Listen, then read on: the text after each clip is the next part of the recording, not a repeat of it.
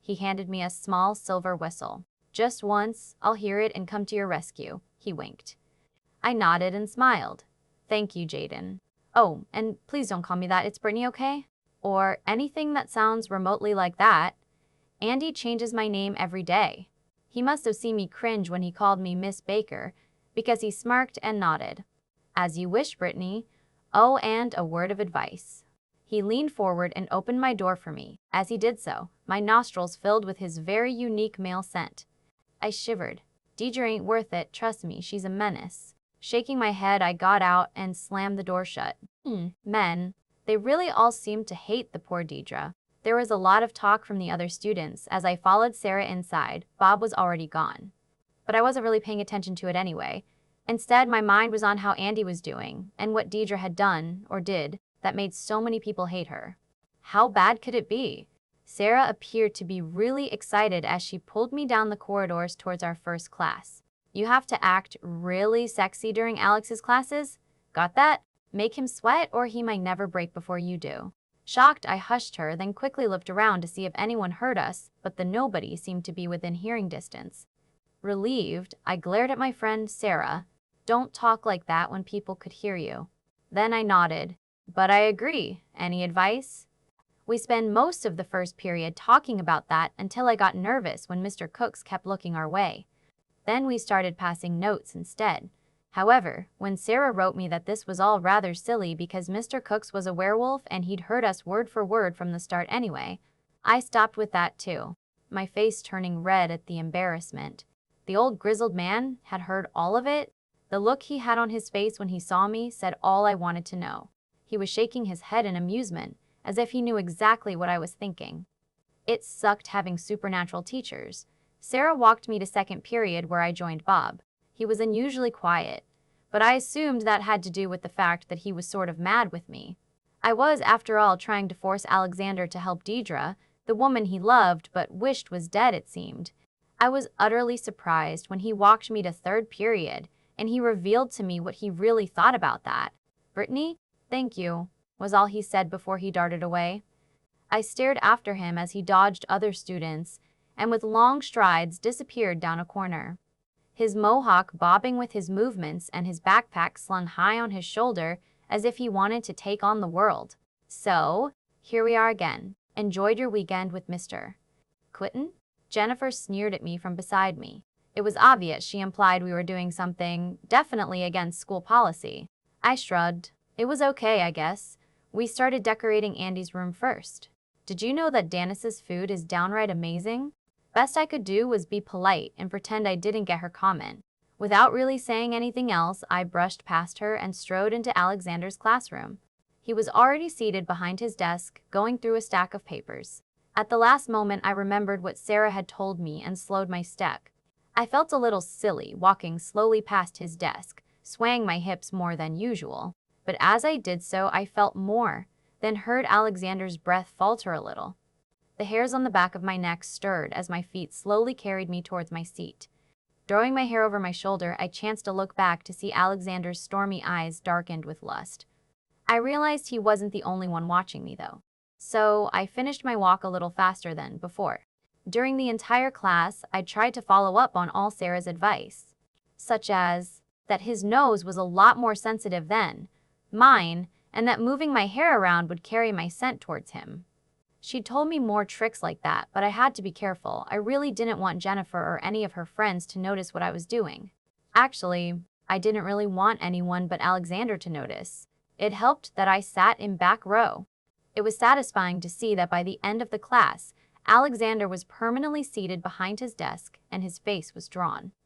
Even the rest of the students noticed that something was wrong because everything he said was short and clipped. In fact, every now and then his British accent made way for the Irish.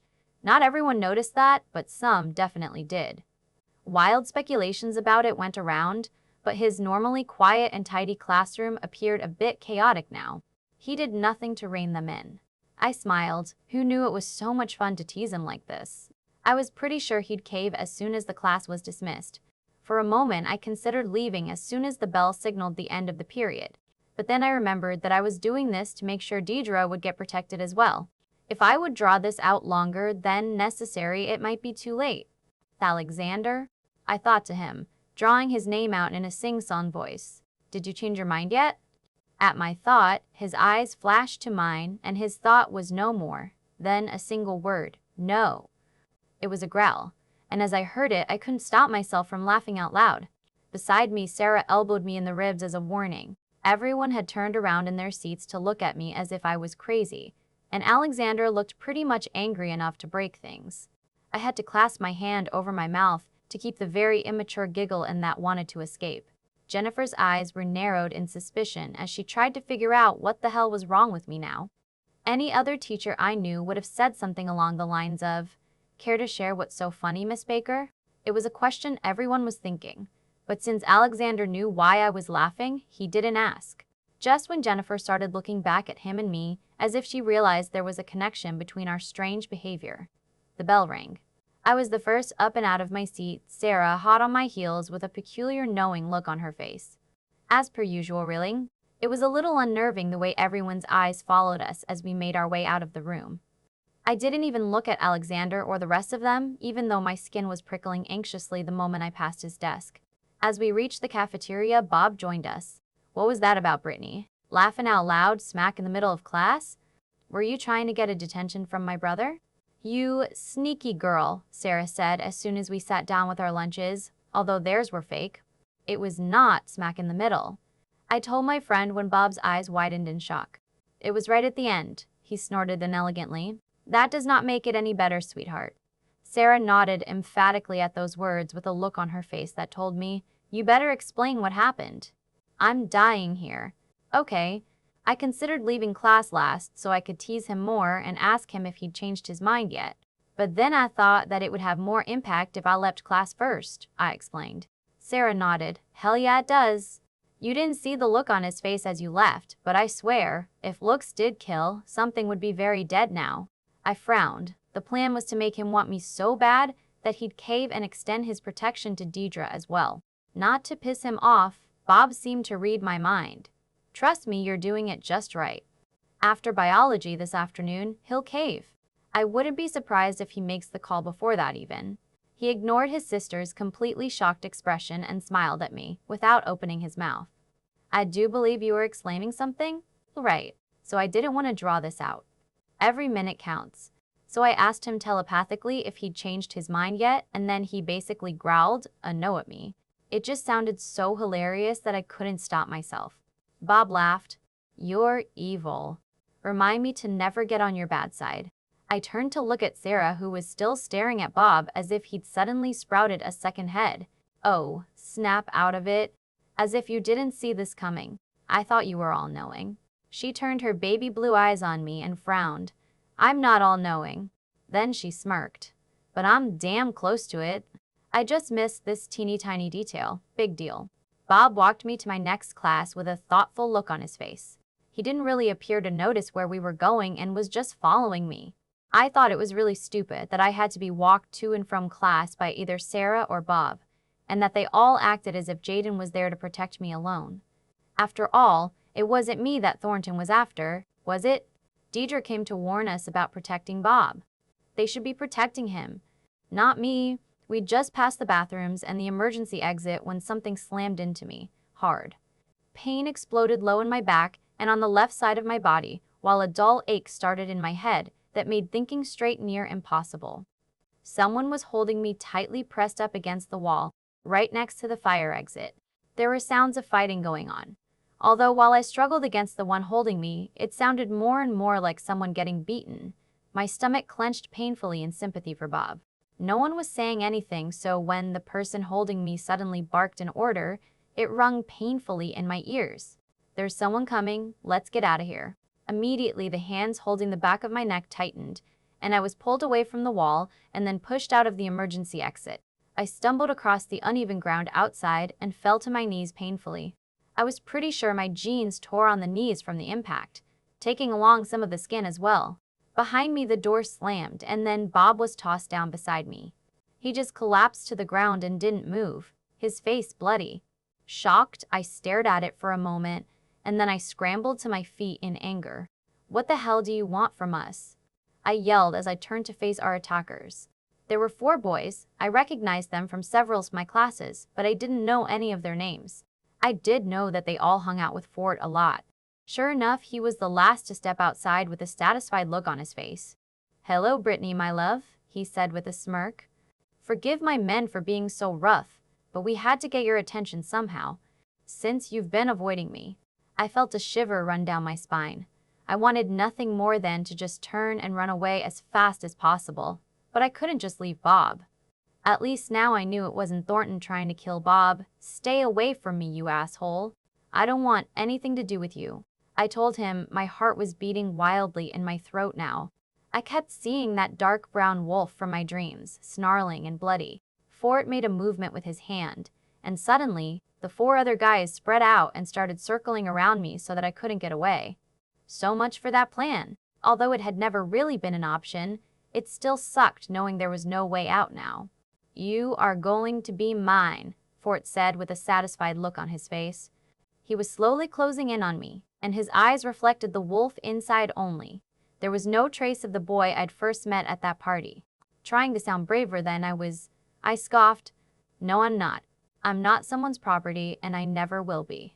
A shrewd expression appeared on his features, and he nodded. "So you admit yourself that Alexander has no claim over you?"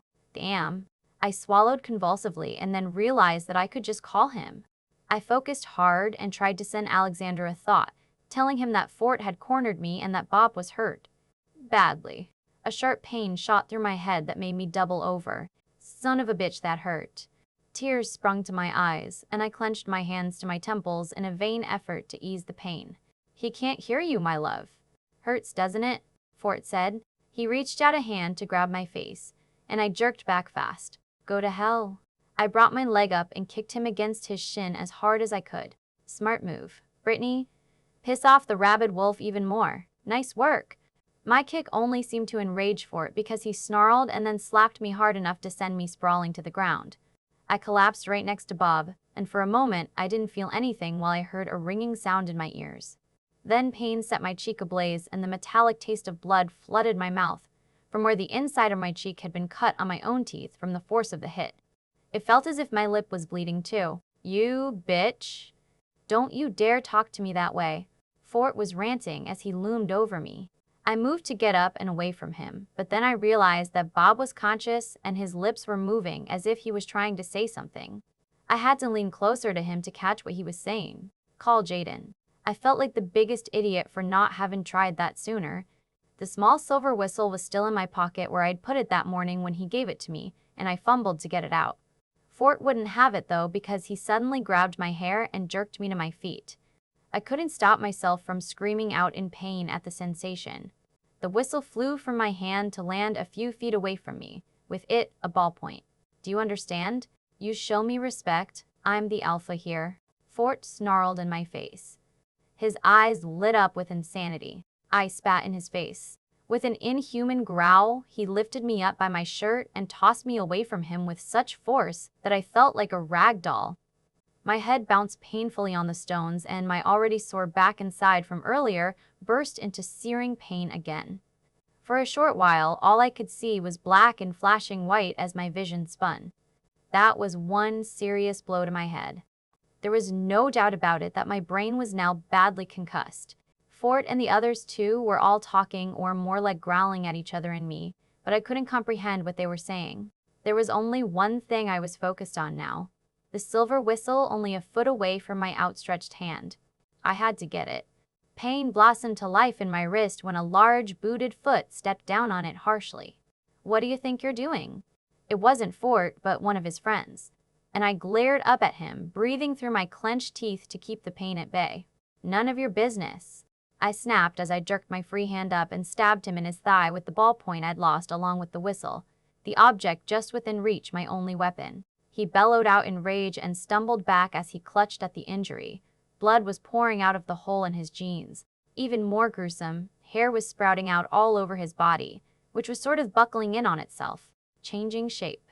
My mind dismissed that as impossible, and instead, I finally grabbed the whistle. "What is that?" "Stop her," Fort yelled, and more hands reached out to grab me just as I put the thing to my mouth and blew on it as hard as I could.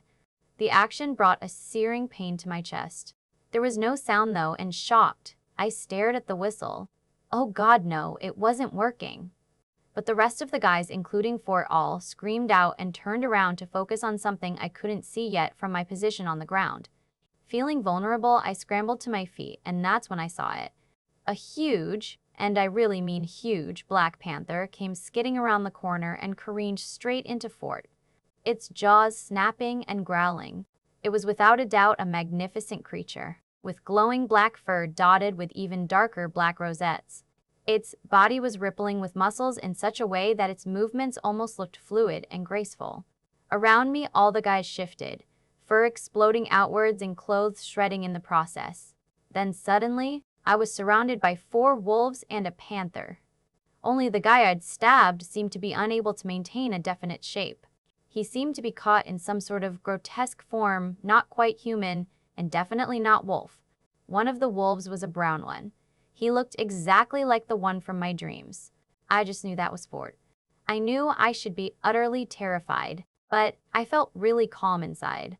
My heartbeat was even slowing down to normal, although it had been beating in my throat moments before.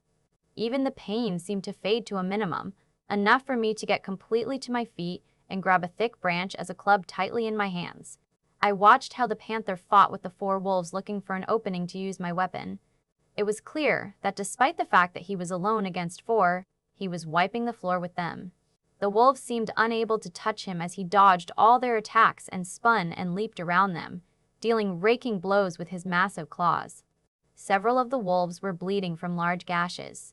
Then finally, one of them made the mistake of darting too close to me, his back towards me so he didn't see it coming. I whacked the gray wolf on the head as hard as I could with my branch. The creature instantly collapsed. When I looked up, it was to see the other 3, including Fort, were all scrambling away, running in the direction of the forest as fast as they could while injured. The panther didn't pursue them.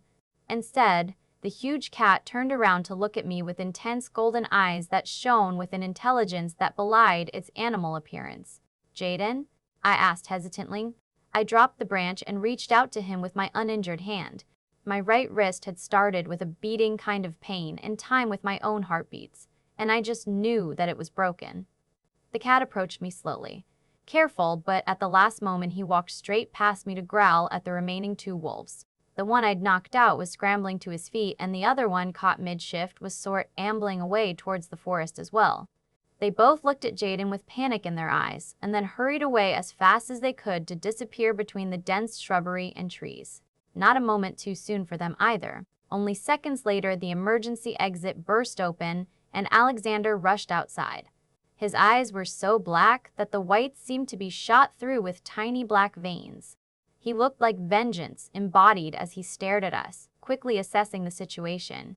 Sarah appeared behind Alexander, and on my side, the Black Panther shrunk until a tall man stood in its place. Jaden was wearing not a single stitch on his body, with faint golden hairs scattered across his chest and trailing down lower. I kept my eyes focused solely on Alexander, even though a part of me couldn't deny the fact that Jaden was one sexy man. Alexander met my eyes, and more black bled out from his irises to stain the white black.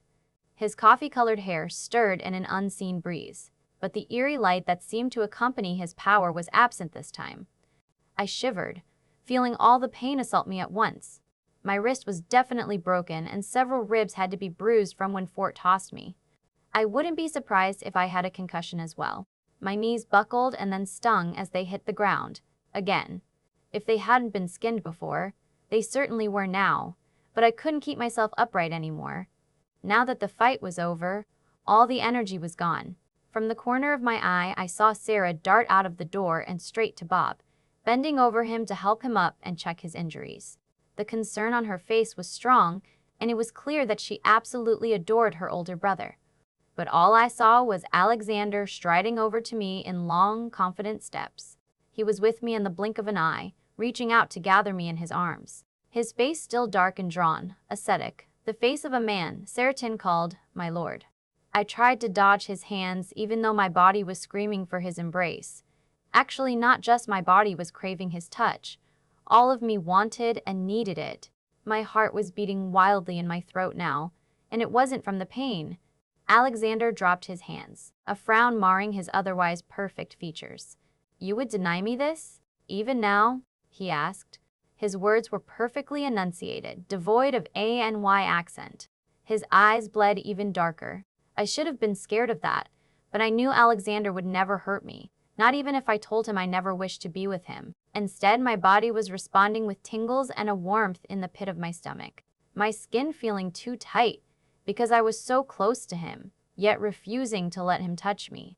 Will you protect Deidre? I asked through clenched teeth. My body might be responding to his, but it didn't dull the pain. Alexander let out a fierce growl that shook my entire body. I was trembling, and I felt a wetness on my face that told me I was crying now. Maybe the wetness on my chin was blood from my split lip, though. I really must be a terrible sight. Will you, Alexander? I asked again, my voice no more. Then a hoarse whisper. The last bit of white bled to black as he stared at me. Light was slowly flaring to life underneath his skin, his powers rising more visibly to the surface than before. Brittany, he said. It sounded harsh and stern. Angry. He was already reaching out for me again, and I flinched as I tried to move out of reach. But my muscles didn't respond to my commands. Suddenly, he really was holding me, having moved so fast that I hadn't even seen it. There was just no way I could have moved away in time. It was a struggle to hold myself rigid and not give in to him now. It hurt so bad everywhere. I really wanted to hide in his arms and sleep until I was all better again. But I couldn't give up the fight. I had to make him protect Deidre. Alexander breathed out against my hair. If you allow me to take care of you the way I want to, I'll extend my protection towards her as well. At those words, I let out a long, tired breath and collapsed completely into him, and he gathered me closer to him. Cradled tightly against his chest, I finally felt safe. Neither Fort or any of his stupid followers could hurt me now. Make the arrangements now, I whispered. Promise me you'll allow me to protect you my way? No fighting? No complaining? Alexander shot back at me even as he smoothed his large hands across my bruised ribs and black and blue side and lower back. The pain seemed to disappear almost immediately, pushed out by a warmth that originated from his hands. Instantly, my breathing eased. If Bob and I get a say in Deidre's protection, then yes, I promise, I bargained, pressing myself more tightly into him. Deal, Alexander whispered. One hand reached up to cup my face. The warmth from his hands pushed away the pain in my cheek and lip immediately. His eyes were back to their stormy gray as he pressed his lips to mine in a tender kiss. We sat like that for a while until my breathing had eased completely and my tears had somewhat dried. Now only the pain in my wrist and knees remained, and that I could definitely deal with it. In Alexander's arms, I could handle that.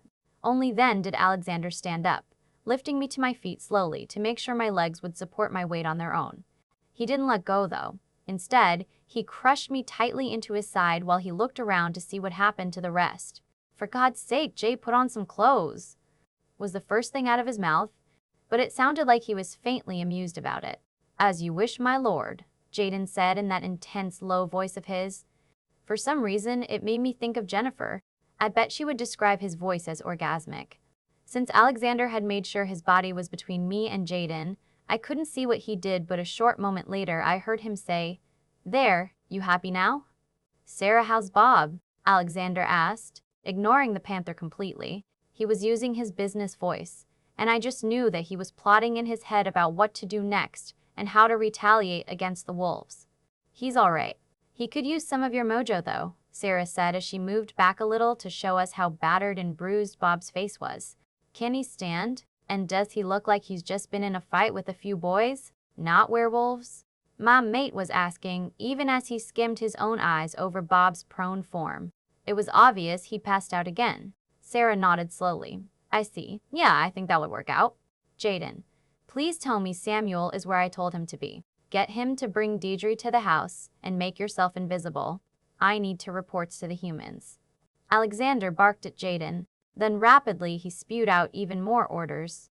Before the Black Panther left, he said, I like her, Alex. She's got spirit, took out 2 wolves all by herself. Don't know what she did to one of them, but he was stuck between shapes. Remind me to never cross her. Then he sauntered away as if nothing had happened. As he reached the corner of the building, he turned around to call over his shoulder. You better use your mojos on her wrist too. Pretty sure it's broken. I heard it crack. Your wrist is broken? Alexander pushed me away from his body so he could look at my wrist. Why didn't you say so?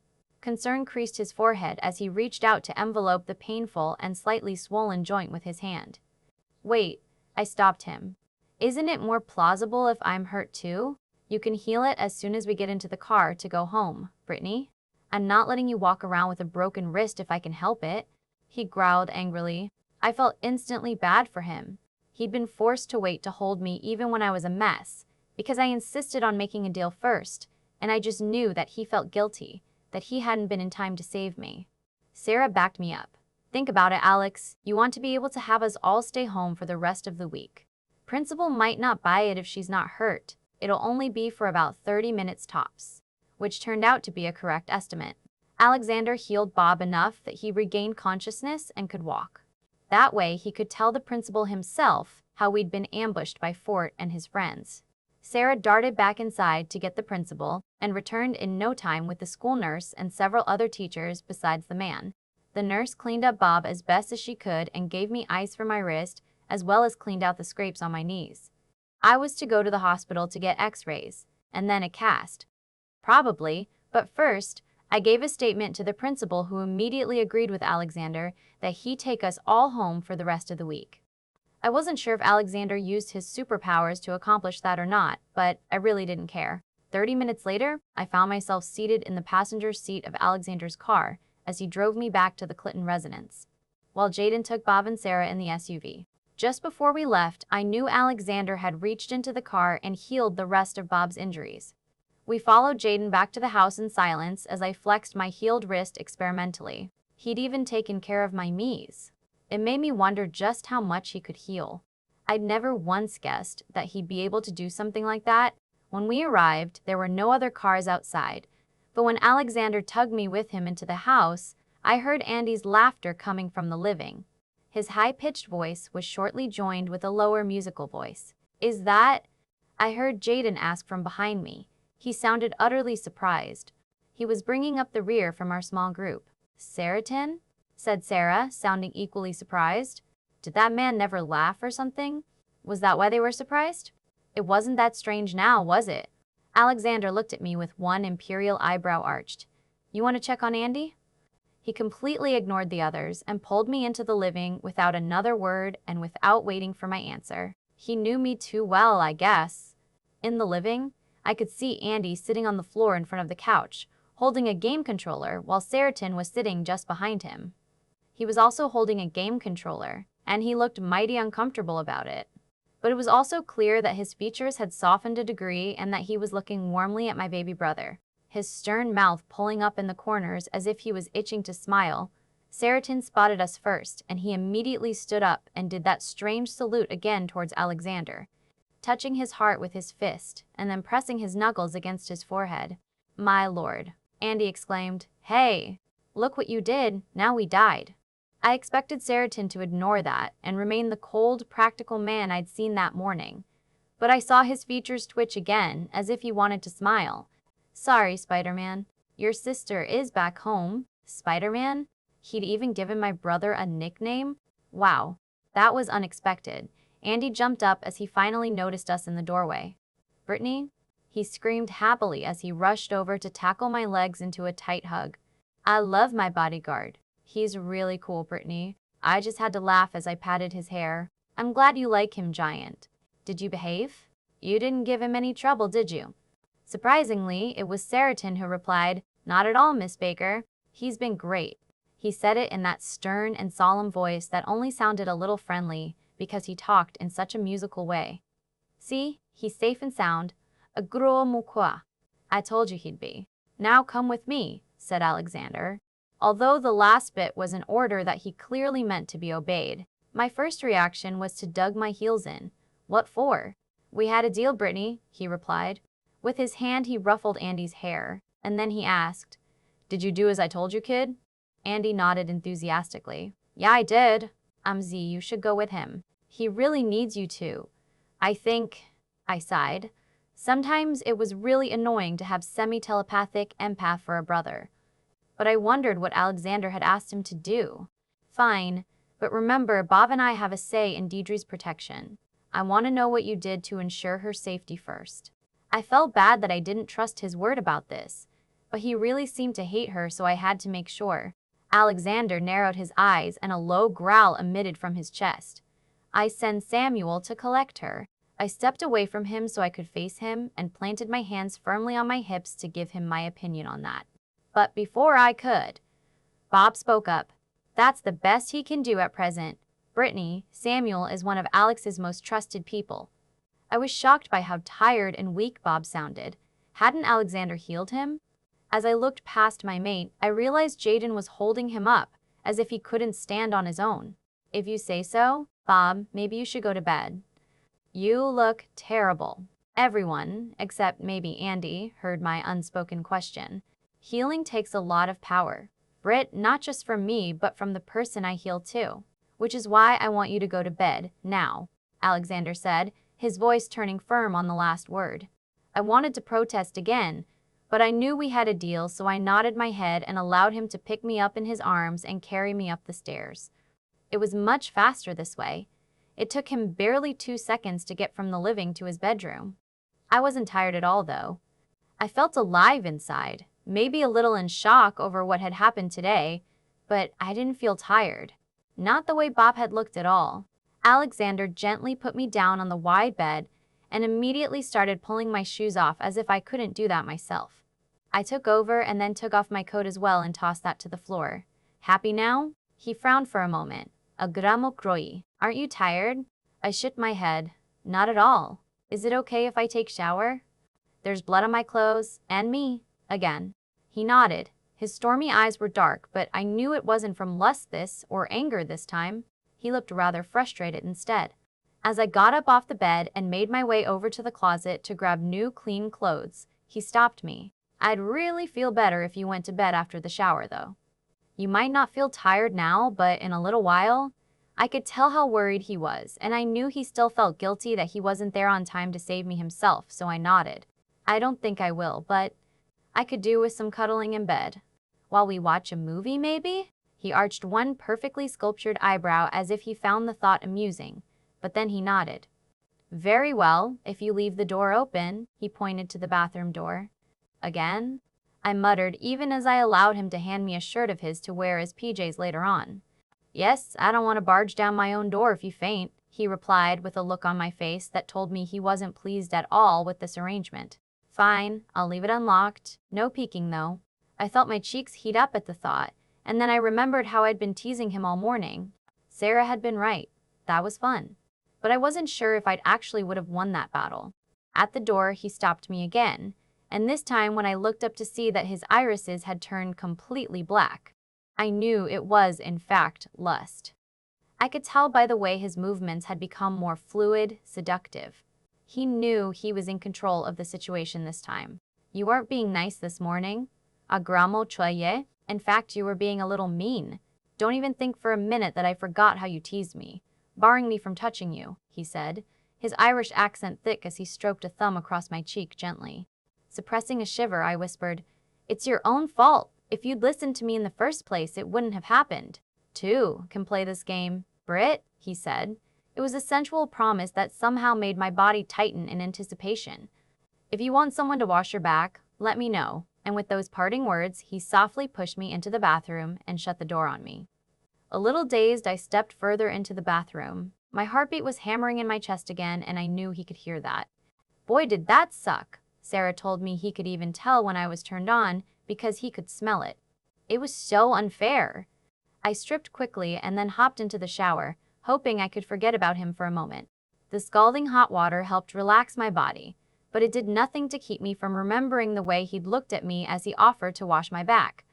I was seriously tempted to take him up on that offer. The way I was feeling now, worse was that I could hear him chuckle in the other room. Really, really embarrassing. I was the one who'd been trying to tempt him all morning, and because of Fort's stupid attack he'd caved, not because he wanted me so badly, but because he wanted to make sure I was safe. Okay if I thought about that. That was kind of sweet. But it wasn't fair that he totally turned it around now, and all with a look and a few words. Why did he have so much power over my body? Since I was done showering and had done pretty much everything else I could think of to delay going back out there, I decided there was only one thing I could do. I had to act like he didn't affect me and flirt right back. I couldn't show him how much he got to me, even though he could hear my heartbeat and smell my hormones or something. So I ignored my sweats that I usually wore as pajama bottoms, and only shrugged on the shirt he'd handed me. I knew he liked my legs because of the way he'd looked at them when I slept here the first night. As I opened the door, I took a deep breath and plastered a smile to my face, one I hoped looked a little seductive. With slow, easy strides, I walked into the room to Alexander, who was sprawled out on the big, soft bed. My heart jumped in my throat as I noted that he wasn't wearing a shirt, and that only those low-riding sweats he wore to bed clung to his hips. I don't think he was even trying to be seductive right now. He was frowning at the television as he pressed buttons on the remote, trying to get something with the sound adjusted. Several leather cases lay on the bed that obviously each held at least 50 DVDs. I'd only taken 2 steps when he looked up and smiled at me, letting his eyes drift down my legs and back up again slowly. "Ran out of things to do in there, agramo choi," he said huskily, a smoldering look in his eyes as they darkened just the tiniest bit. I couldn't stop the blush from rising to my cheeks as I shrugged, then flipped my nearly dry hair over my shoulder. "I guess. What are you doing?" I nodded in the direction of the TV, on which he was still scrolling through menus I didn't even know existed. Alexander raised his free hand and gestured me to come closer. I never used the TV in my room before. Since vampire hearing is so sensitive, I have to adjust some things so it doesn't hurt. I frowned. Watching TV could actually hurt his ears? I climbed onto the bed but didn't move to curl up against him the way he wanted me to. Instead, I grabbed one of the DVD folders and started flipping through it. "Did you pick a movie? Or do I get to pick?" I asked him while I looked. This folder contained all kinds of new and old action movies, and as I switched it for another, I realized that one contained mostly horror. The third folder was mostly romance. I doubted Alexander wanted to watch one of those. "You can pick a gramo croy. I don't intend to pay much attention to the screen," he said. As I looked up, I realized he was smirking at me, as if he had something devious planned. With a shiver, I ripped a DVD out of the folder closest to me and handed it to him. "Let's watch this one then." He didn't comment on my choice when I realized it was some kind of low-budget action movie I'd never heard of. He just got up, flipped it into the DVD player, and then deposited the folders on the dresser against the wall. As he returned to the bed, I could see that the sweats had slipped just a little more to show me that trail of dark hairs leading down beneath the waistband. The way his muscles rippled as he sat down on the bed beside me, he didn't comment either on the way. I must have been ogling him but simply pulled the duvet back so I could climb under it with him. Then he pulled me flush against him so my head was resting on his chest, and his left arm was wrapped around me tightly, his hand resting on my hip right at the edge of the shirt. I tried to pay attention to the movie the best I could. Really, I did. But Alexander was making it near impossible. His hand started out on my hip, where he rubbed me with his fingers in teasing circles. It started out with his hand on top of my shirt, but he'd trailed his fingers lower and then slipped his hand back up underneath it. He'd tugged my leg up so it was pulled across his lap, and he took advantage of that by running his fingers across skin right at the edge of my panties. The first time he did it, I'd let out an involuntary moan and then I'd raked my nails across his chest. "Stop that! I'm trying to watch this." His response was a low chuckle that made his chest vibrate gently against mine. Raking my nails over his chest didn't even help. In fact, he seemed to like it. He'd not once looked at the screen. His eyes had been focused intently on me the whole time. Every time I'd looked up to scowl at him, he'd smirked. The movie had been on for about 20 minutes now, and I had absolutely no clue what it was about. It was getting really, really frustrating. So I turned to him with a full glare. "Alexander, yes, agramo quoi?" he said, one eyebrow raised in question. He knew very well what was wrong, judged by the smirk, but of course he would tease me by forcing me to admit his actions were affecting me. "I'm trying to watch this movie," I replied, whispering fiercely. "So?" The insolent man returned. "So stop that." I grabbed his hand and roughly pulled it up so he couldn't touch skin any longer. Instead, it now lay on the curve of my waist, just above my hip, but safely on the outside of the shirt. Satisfied that he couldn't distract me any longer, I turned back to watching the screen. only to jerk away from Alexander in shock when I felt his other hand stroke across the skin of the leg he'd pulled across his, partially in his lap. Even before I could focus on him to glare, the first hand slipped just a little higher to stroke the underside of my breast with his warm thumb. A hot pulse of pleasure and anticipation shot through my body, and his satisfied smile told me he knew. I wanted to yell at him for that, but then I wondered, why was I even protesting? I'd already forced him to protect Deidre, and I needed very badly to be close to him after the shock of this afternoon. Changing tactics completely, I melted into him as I brought my arm up to tug his face closer, pulling him in for a kiss, moaning when he fiercely kissed back, tugging me into his lap completely. When we came up for air, he smirked. "I thought you wanted to watch the movie." Growling, I said, "I changed my mind." Chuckling, he pulled me back against him to kiss me hard and so well that my mind spun. My hands stroked across the well-defined muscles of his chest and shoulders, marveling at the hard yet soft feel of him alive against my skin. In return, Alexander easily undid the buttons on the shirt and then peeled it off me before I could even consider stopping him, rolling with me so that his heavy weight was pressed on top of me in the most delicious way. "You're so beautiful, Run," he whispered huskily, as he trailed hot kisses down my throat, grazing the skin with his fangs before teasingly nibbling on my collarbone. He slid down my body until he could lap at the slopes of my breasts, his body cradled between my legs.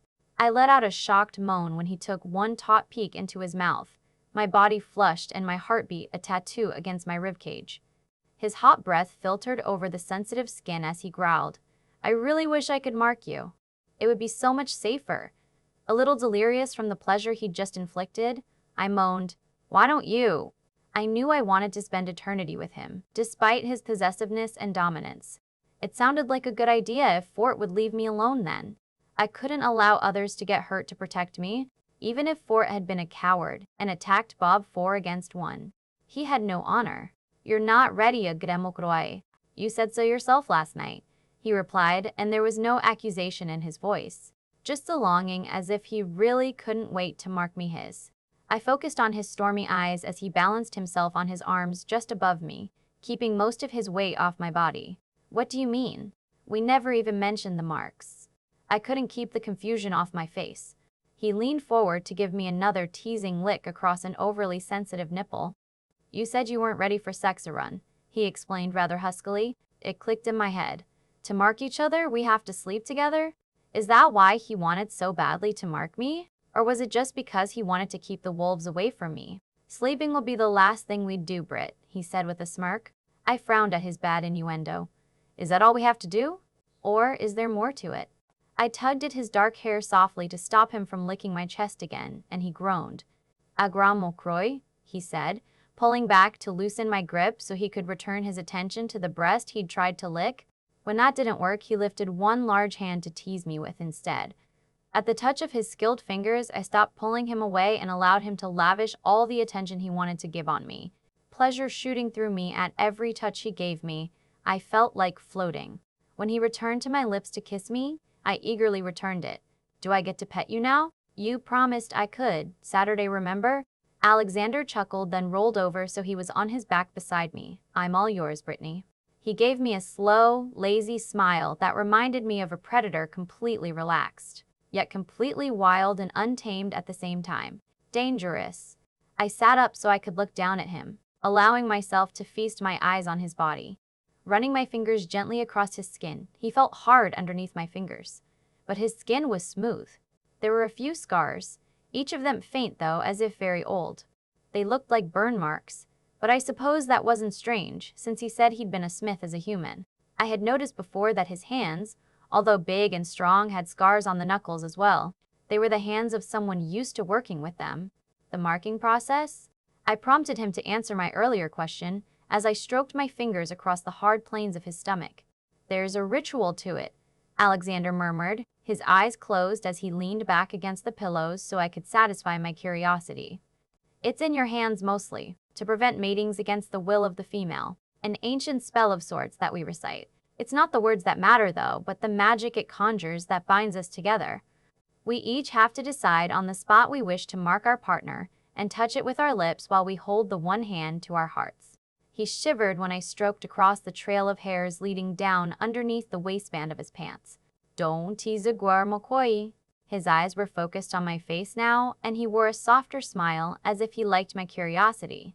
I pulled back, my face heating up as I realized how badly I wanted to dip my fingers lower, to follow that teasing trail of rough hairs, to slide my fingers along that V-dip on his hips. Worse, I wanted to do the same thing with my mouth, trailing kisses.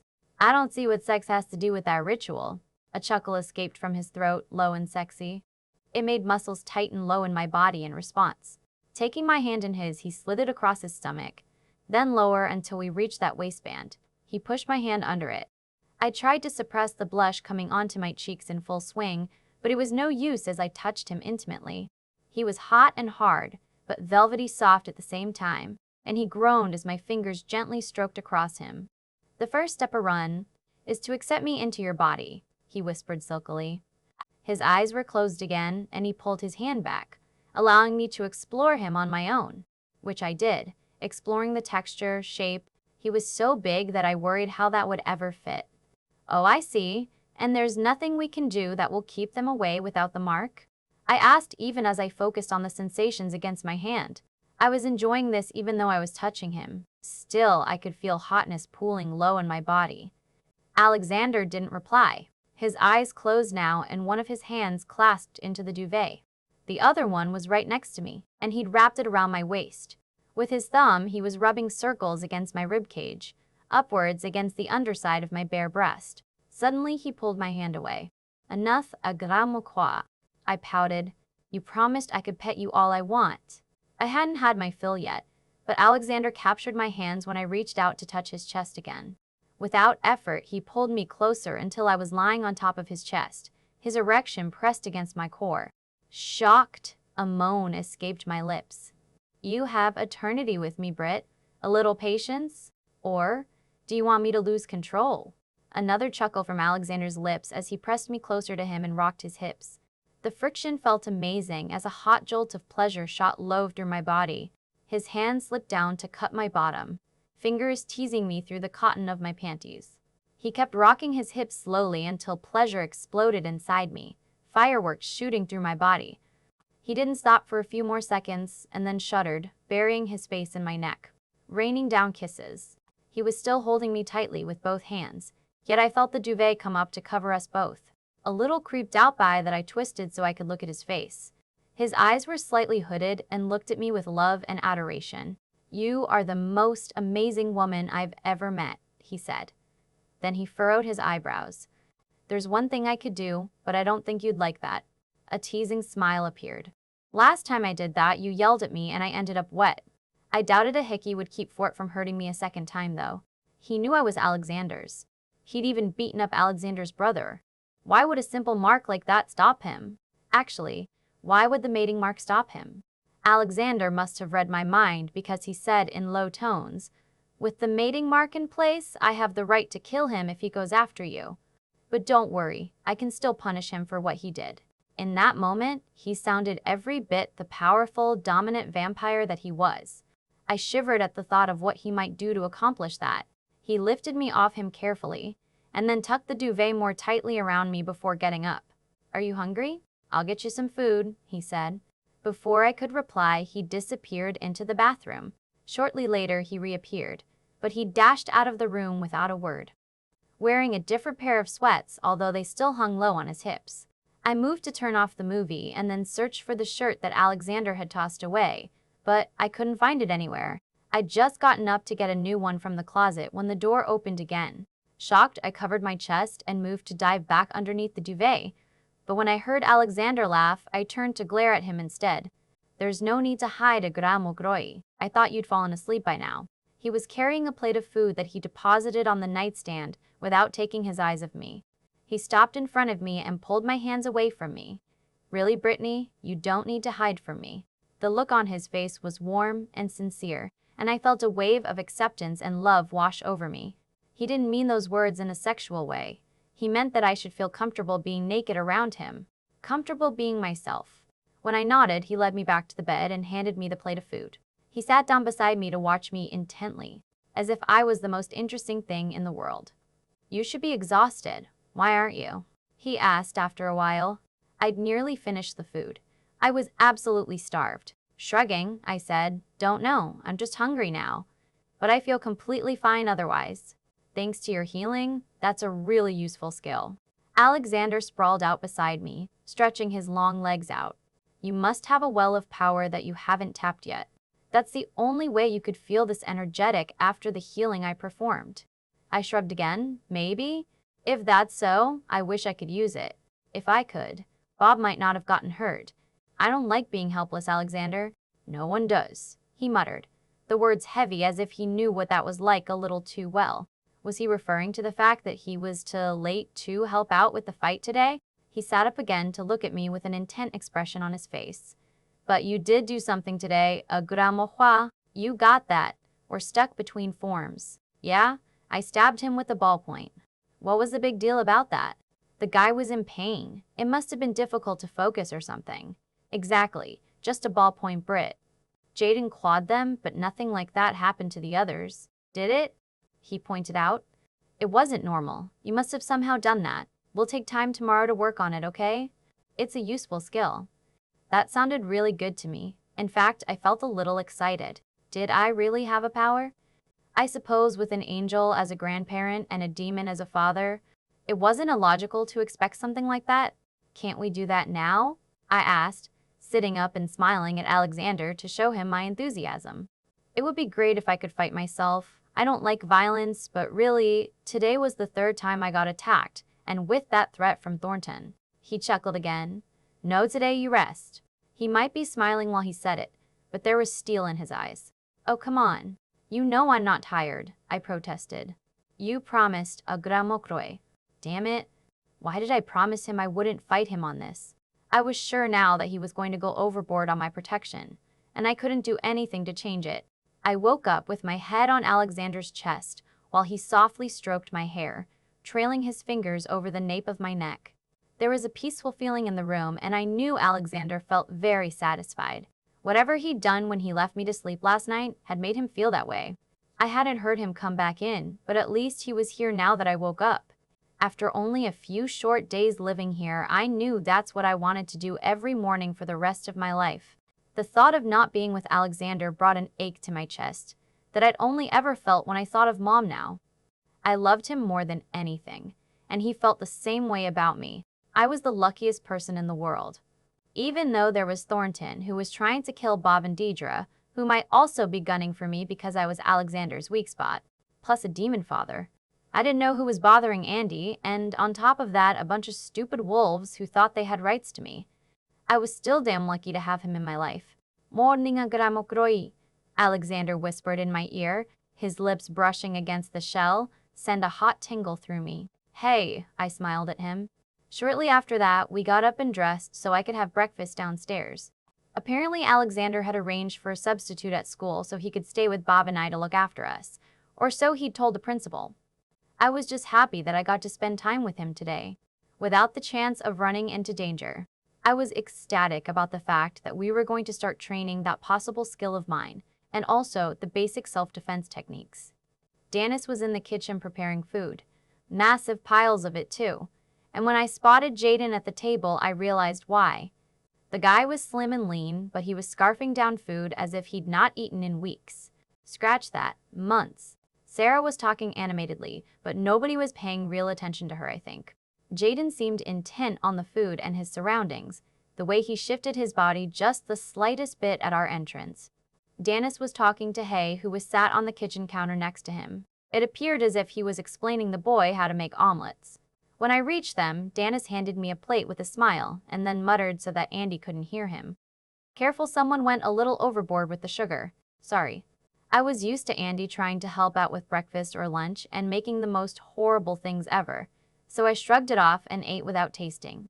It wasn't too bad if he focused on something else. After that, Alexander led me through the house to a part I hadn't seen before yet. It seemed that Sarah hadn't given me a complete tour of the house that first time here, after all. It was a really big room with a high ceiling, completely empty. The walls were paneled with dark wood, and it looked as if they'd been scratched. Some were a little cracked, but they were all smooth, as if someone had taken precious time to sand them down to perfection. What kind of place was this? Why would they have such a huge room and leave it completely empty? Alexander strode over to one side and opened a door in the panels. I hadn't even seen it, and I realized there wasn't even a doorknob. How did he open it then? The room appeared to be a storage space.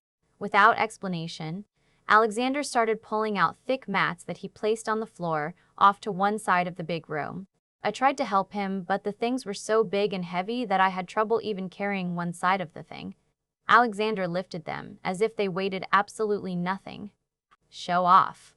When he was satisfied there was a big enough space cushioned with the mats, he waved me closer. We'll start out with the basic self-defense first. After that, he proceeded showing me several moves. How to block, fall, dodge, and how to escape holds. Then he showed me some moves that I could use if escaping wasn't an option. He made me promise to always try and run first, though. I wondered at the fact that he showed me how to hit people in the eye up close, with my fingers, not fist, so I could inflict the most damage. It seemed like a low move to me, but when I asked, he explained. You are weak, Brittany, an easy target for every supernatural creature out there.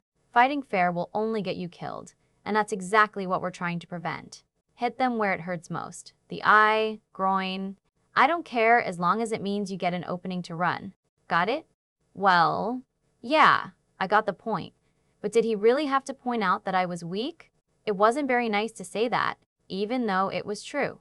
He made me go through the motions he taught me for hours, it seemed, until I was sure I could even perform them in my sleep.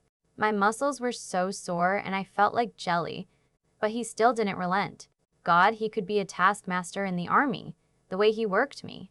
He used a stern, crisp voice whenever he explained something and urged me through the exercise.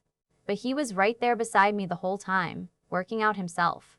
When I felt like I couldn't keep going any longer, he used softer tones and urged me on with sweet words and promises.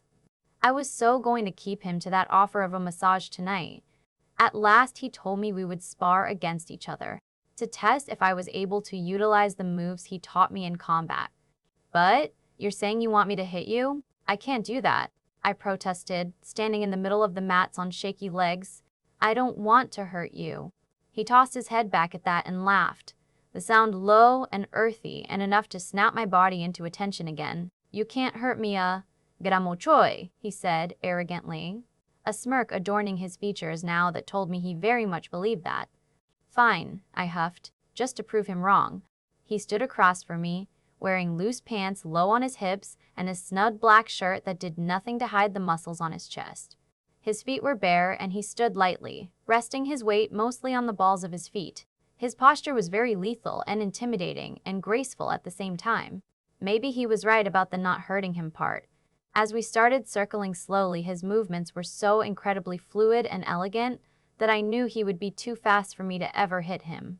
When he charged at me, he moved so fast that I could hardly see him. Then he had me tightly in arms, crushing me to his chest. Too slow a run. He let go and circled back to resume our earlier dance with a grin on his face. He was enjoying this entirely too much. The second time he rushed me, I was a little more prepared, dodging to the side to avoid his grabbing hands. He twisted so fast, though, that my freedom lasted hardly more than a second. Still too slow. Having overcome my initial surprise, I nodded at him. Again, this time I'm ready. I managed to avoid him for 10 seconds, but when he grabbed me, I elbowed him hard in the stomach and then brought my heel down on his instep the way he'd showed me. My elbow hit solid muscle and it shot a painful jar through my arm all the way to my hand, but at least my heel hit home. He let go and stepped back, a smile on his face that was just the tiniest bit proud. Well done. I glared when I realized he didn't appear bothered at all. I hit his ankle hard enough to make a man limp, but his walk was still fluid. He wasn't even winded or sweaty, unlike me. My lord, maybe you should give the lady a break? A low musical voice suddenly said. I could kiss the man that voice belonged to for that idea. I really didn't understand how I was even able to stand right now. My legs were trembling. Alexander didn't look up. His eyes focused on my face. Brittany, open your mind, he said as if it was the most normal request in the world. Frowning, I answered, why? Because I want to check something. Oh. What did he want to check that he had to go through my mind to do it? I didn't like the idea of anyone freely entering my head. I could do it with or without your help, Agramokroi. But I want you to trust me, Alexander said, showing me how much more powerful he was indeed. I'd been working on my mental shield secretly, but he now claimed he'd have no trouble getting into my head. No messing around, okay? And tell me what you're looking for. I consented after a moment of silence. I could see Seritin at the edge of the mat standing with his hands clasped behind his back. He seemed to be urging me to do what Alexander asked. I wasn't sure how to open my mind to him, but I closed my eyes and envisioned lowering my walls and granting him permission to enter. It appeared to be enough because he interrupted the silence, saying, "Yes, I suppose you can rest for a bit, Brittany. Seritin, would you spar with me?" Relieved that he'd come to that conclusion, I sprawled out on the mats to give my aching muscles a break. Oh wait, they were going to spar. I started to get back up, but then noticed that Alexander shrugged off his shirt and moved off the mats to the middle of the big room. Seritin wore stern black pants that didn't appear suited for sparring, but he shrugged out of his jacket and unbuttoned his shirt to take that off too. "Very well, my lord." Seritin's bared chest was so scarred that I could only stare at it in shock. On the front, lighter and darker lines crisscrossed the skin, but someone had taken the time to carefully tattoo his body with lines and dots that flowed with the scars. It made it look like a beautiful pattern instead of something gruesome. His back was scarred in much the same way, but there it was much worse. There were more scars than unmarked skin. It almost looked as if someone had whipped him, day after day after day. He hadn't bothered to hide the scars with a tattoo here. Seritin moved almost as fluidly as Alexander did, like a cobra. The two of them slowly started circling each other, moving clockwise first, and then switching to counterclockwise. Seritin darted forward suddenly, enhancing my image of a cobra, and then they were sparring with each other. Really sparring.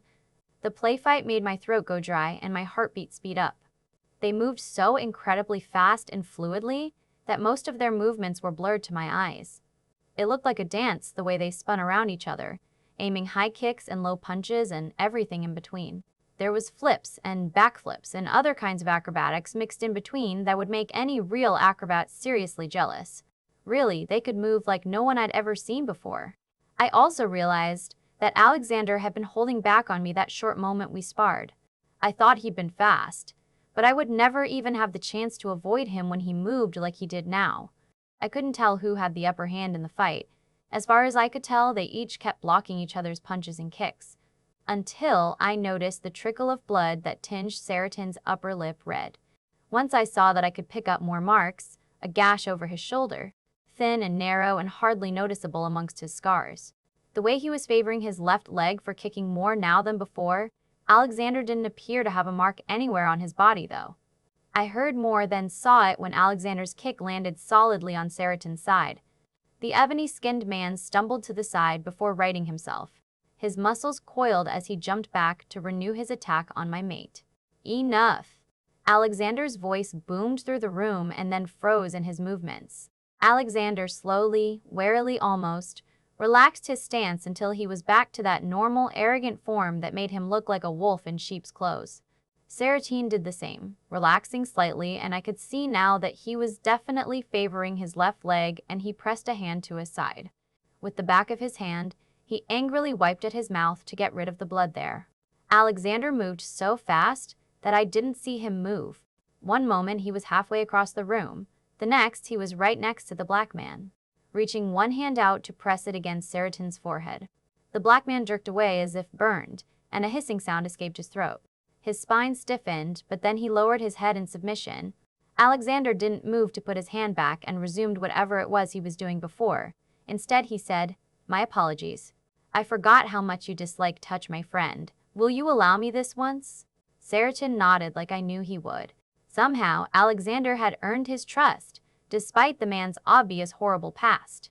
I could see adoration and loyalty blazing in his near black eyes as he looked up to meet Alexander's eyes. My mate reached up again and carefully lay his hand against Seritin's cheek, like a caress. I saw a shiver go over the black man's body, but he didn't step back again. After a few seconds, it was Alexander who did that. He turned his back to Seritin and moved over to me in a predatory lope that made my mouth water.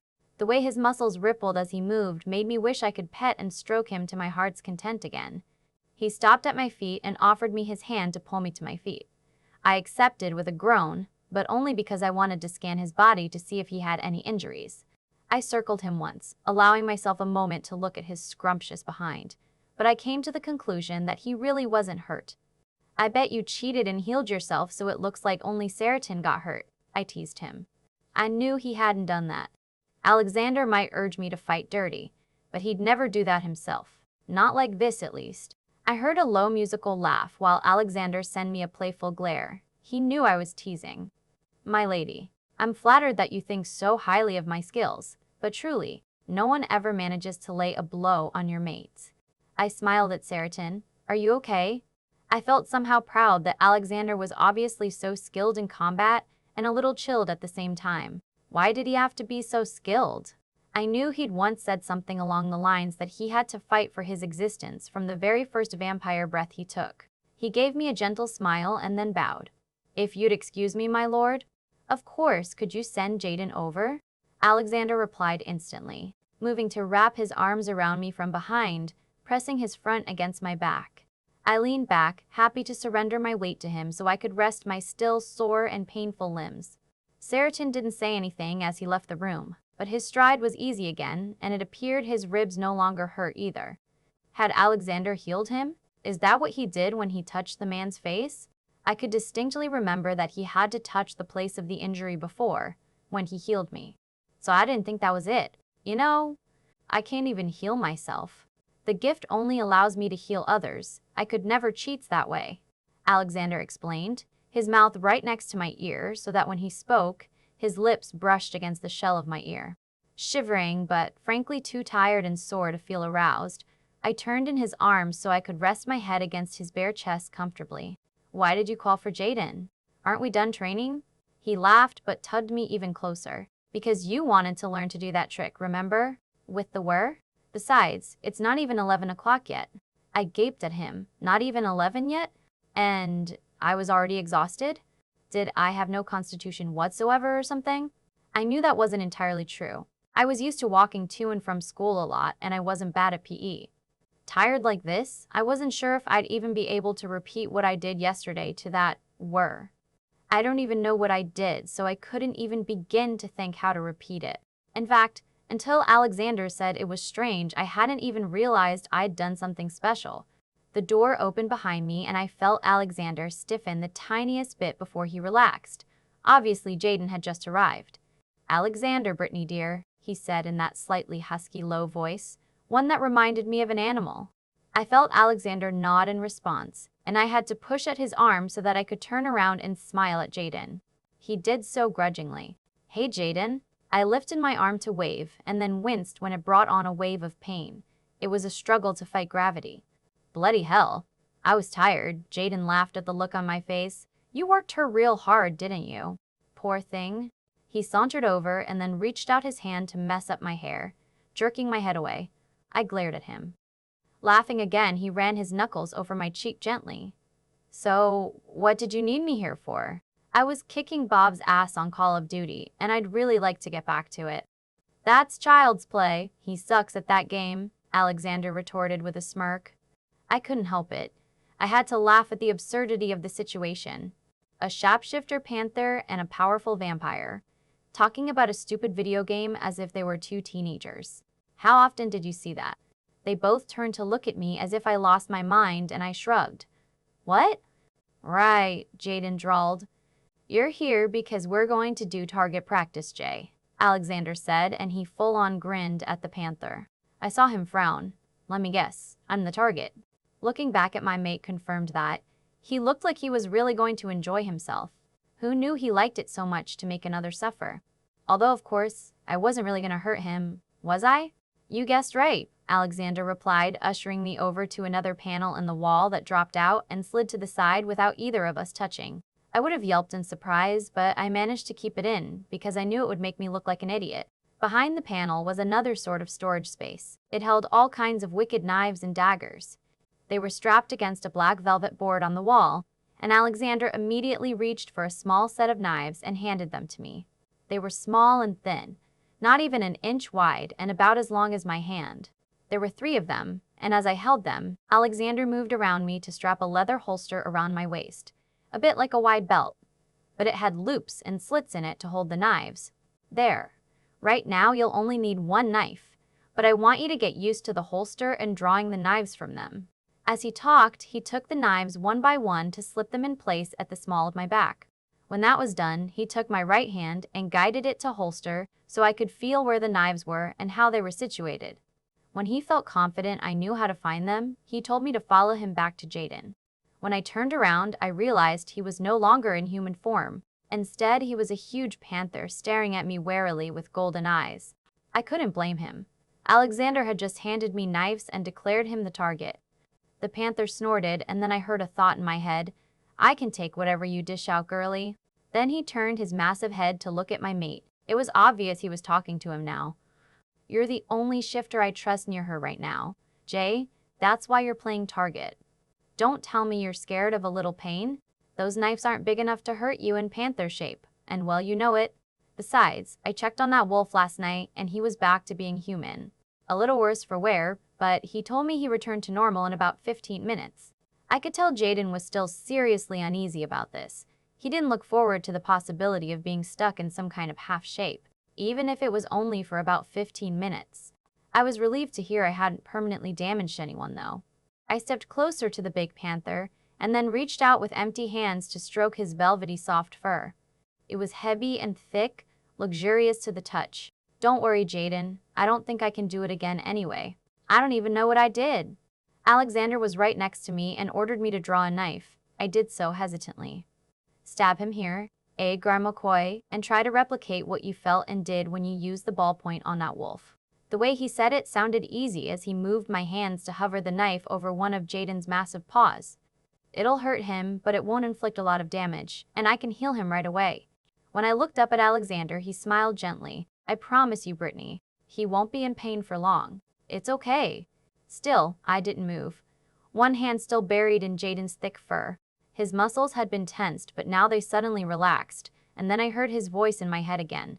Seriously, Brittany, I can handle anything you dish out. I've had worse, and I'd gladly take worse to keep you safe.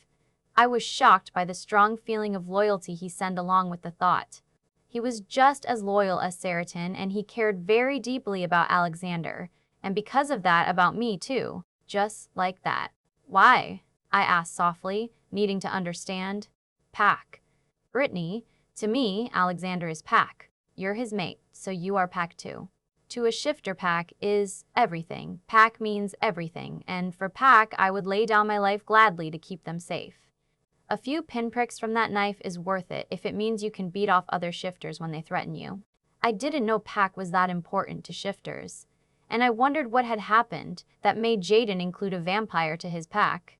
Who else was pack to him? But that little speech did convince me to at least try, with 2 dominant males each trying to get me to do this, and the need inside myself to do something about this helplessness. Taking a few very deep breaths, I closed my eyes, trying to search my memory of the event I picked, through what I felt and did as well as I could, looking for that one abnormality, that thing that I'd felt or done differently that had enabled me to trap a shifter between shapes. When I thought I had it, I tried to bring forth that same feeling again. I stood like that for several minutes, trying to make sure I did it right on the first go. I wasn't sure I'd be able to muster the courage to stab poor Jaden a second time. There was the warmth of Alexander's hand on my left shoulder blade suddenly that helped ground me.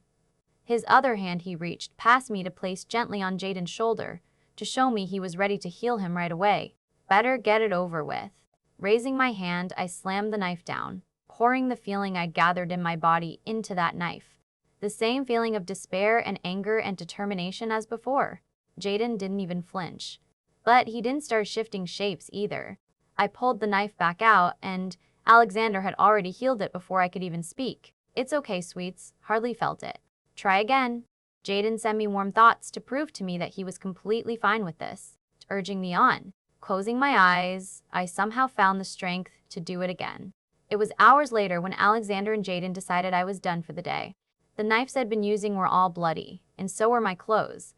But neither had relented when I felt like running away screaming. How could they both be so? So easy and teasing when I was hurting someone for no reason every time I failed. And I had failed, miserably, time and again. Shamed about that, I didn't meet Jaden's eyes as we left the practice room to go to the kitchen for lunch. After about a dozen times, it had become apparent that stabbing Jaden when he was already in panther form didn't work.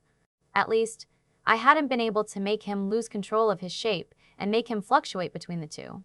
Jaden had then shifted to human form and surprised me by showing that he could do that and be clothed completely. Did that mean he kept his clothing on as he shifted? Yesterday, I clearly remembered Alexander ordering him to dress. I'd also seen the way the clothes the wolves had worn shredded on the ground, so I didn't think it worked that way. Alexander had incinerated every scrap of clothing in the blink of an eye, hiding the evidence from the rest of the school. Jaden in human form had been much harder for me to stab, even though he'd taunted me and prodded and teased. His obvious attempt to ease my mind and help me do it, he'd also bantered easily with Alexander. Stabbing him in human form didn't work either, and I desperately tried to convince the two males that I couldn't do it. That wolf must have been weak, and because of the pain he'd lost his own control, it had nothing to do with me. They didn't believe me, but Jaden had finally agreed that wolves and panthers were different, and that we had to check if this meant I could only catch wolves in between shapes. Alexander hadn't wanted to put that to the test, though. He wouldn't let me near any of the werewolves in this area, and he didn't have any wolves employed that he'd trust close to me either, nor were they loyal enough that he'd ask them to be stabbed for my training. Even now, they were discussing what to do to help me unlock this power they imagined I had, but really this morning a futility had proven I didn't have it. I wouldn't let myself get pushed into another grueling training session, where I had to hurt someone I hoped to be able to call friend. Jaden was someone I could easily like and feel comfortable around. He was easy in his affections, reaching out occasionally to just rub his knuckles over my cheek, just to show me he really wasn't blaming me for the pain he had to endure. It surprised me that Alexander didn't get territorial about this, but he seemed as easy around the panther as I felt. Affection was communicated between the two men differently, as with me, a rough pat on the shoulder and that banter between them. Instinctively, I realized that this was how pack functioned. Touch and affection seemed to be vital to the panther, as if it anchored him and steadied him. Perhaps being a shifter and containing both an animal and a human heart, this was more needed than with humans. The mix easily more volatile. We ate lunch, with Jaden scarfing down food as if his life depended on it. He wasn't exactly lacking table skills, but, as it were, I wouldn't take him to a 5-star restaurant either. Alexander laughed at my look and explained, "It's his panther nature. A gurmal shoyi, he can contain himself if he has to. But really, why would he when he's here?" Jaden just winked and then excused himself. Shifting from human to panther in the blink of an eye, he trotted out of the kitchen. I gaped after him, but no one else seemed to take much notice of the huge feline as he sprawled out on a couch and dozed off. At least I thought he'd gone to sleep. Not unexpected after the constant draw on his energy with all the healing Alexander had done.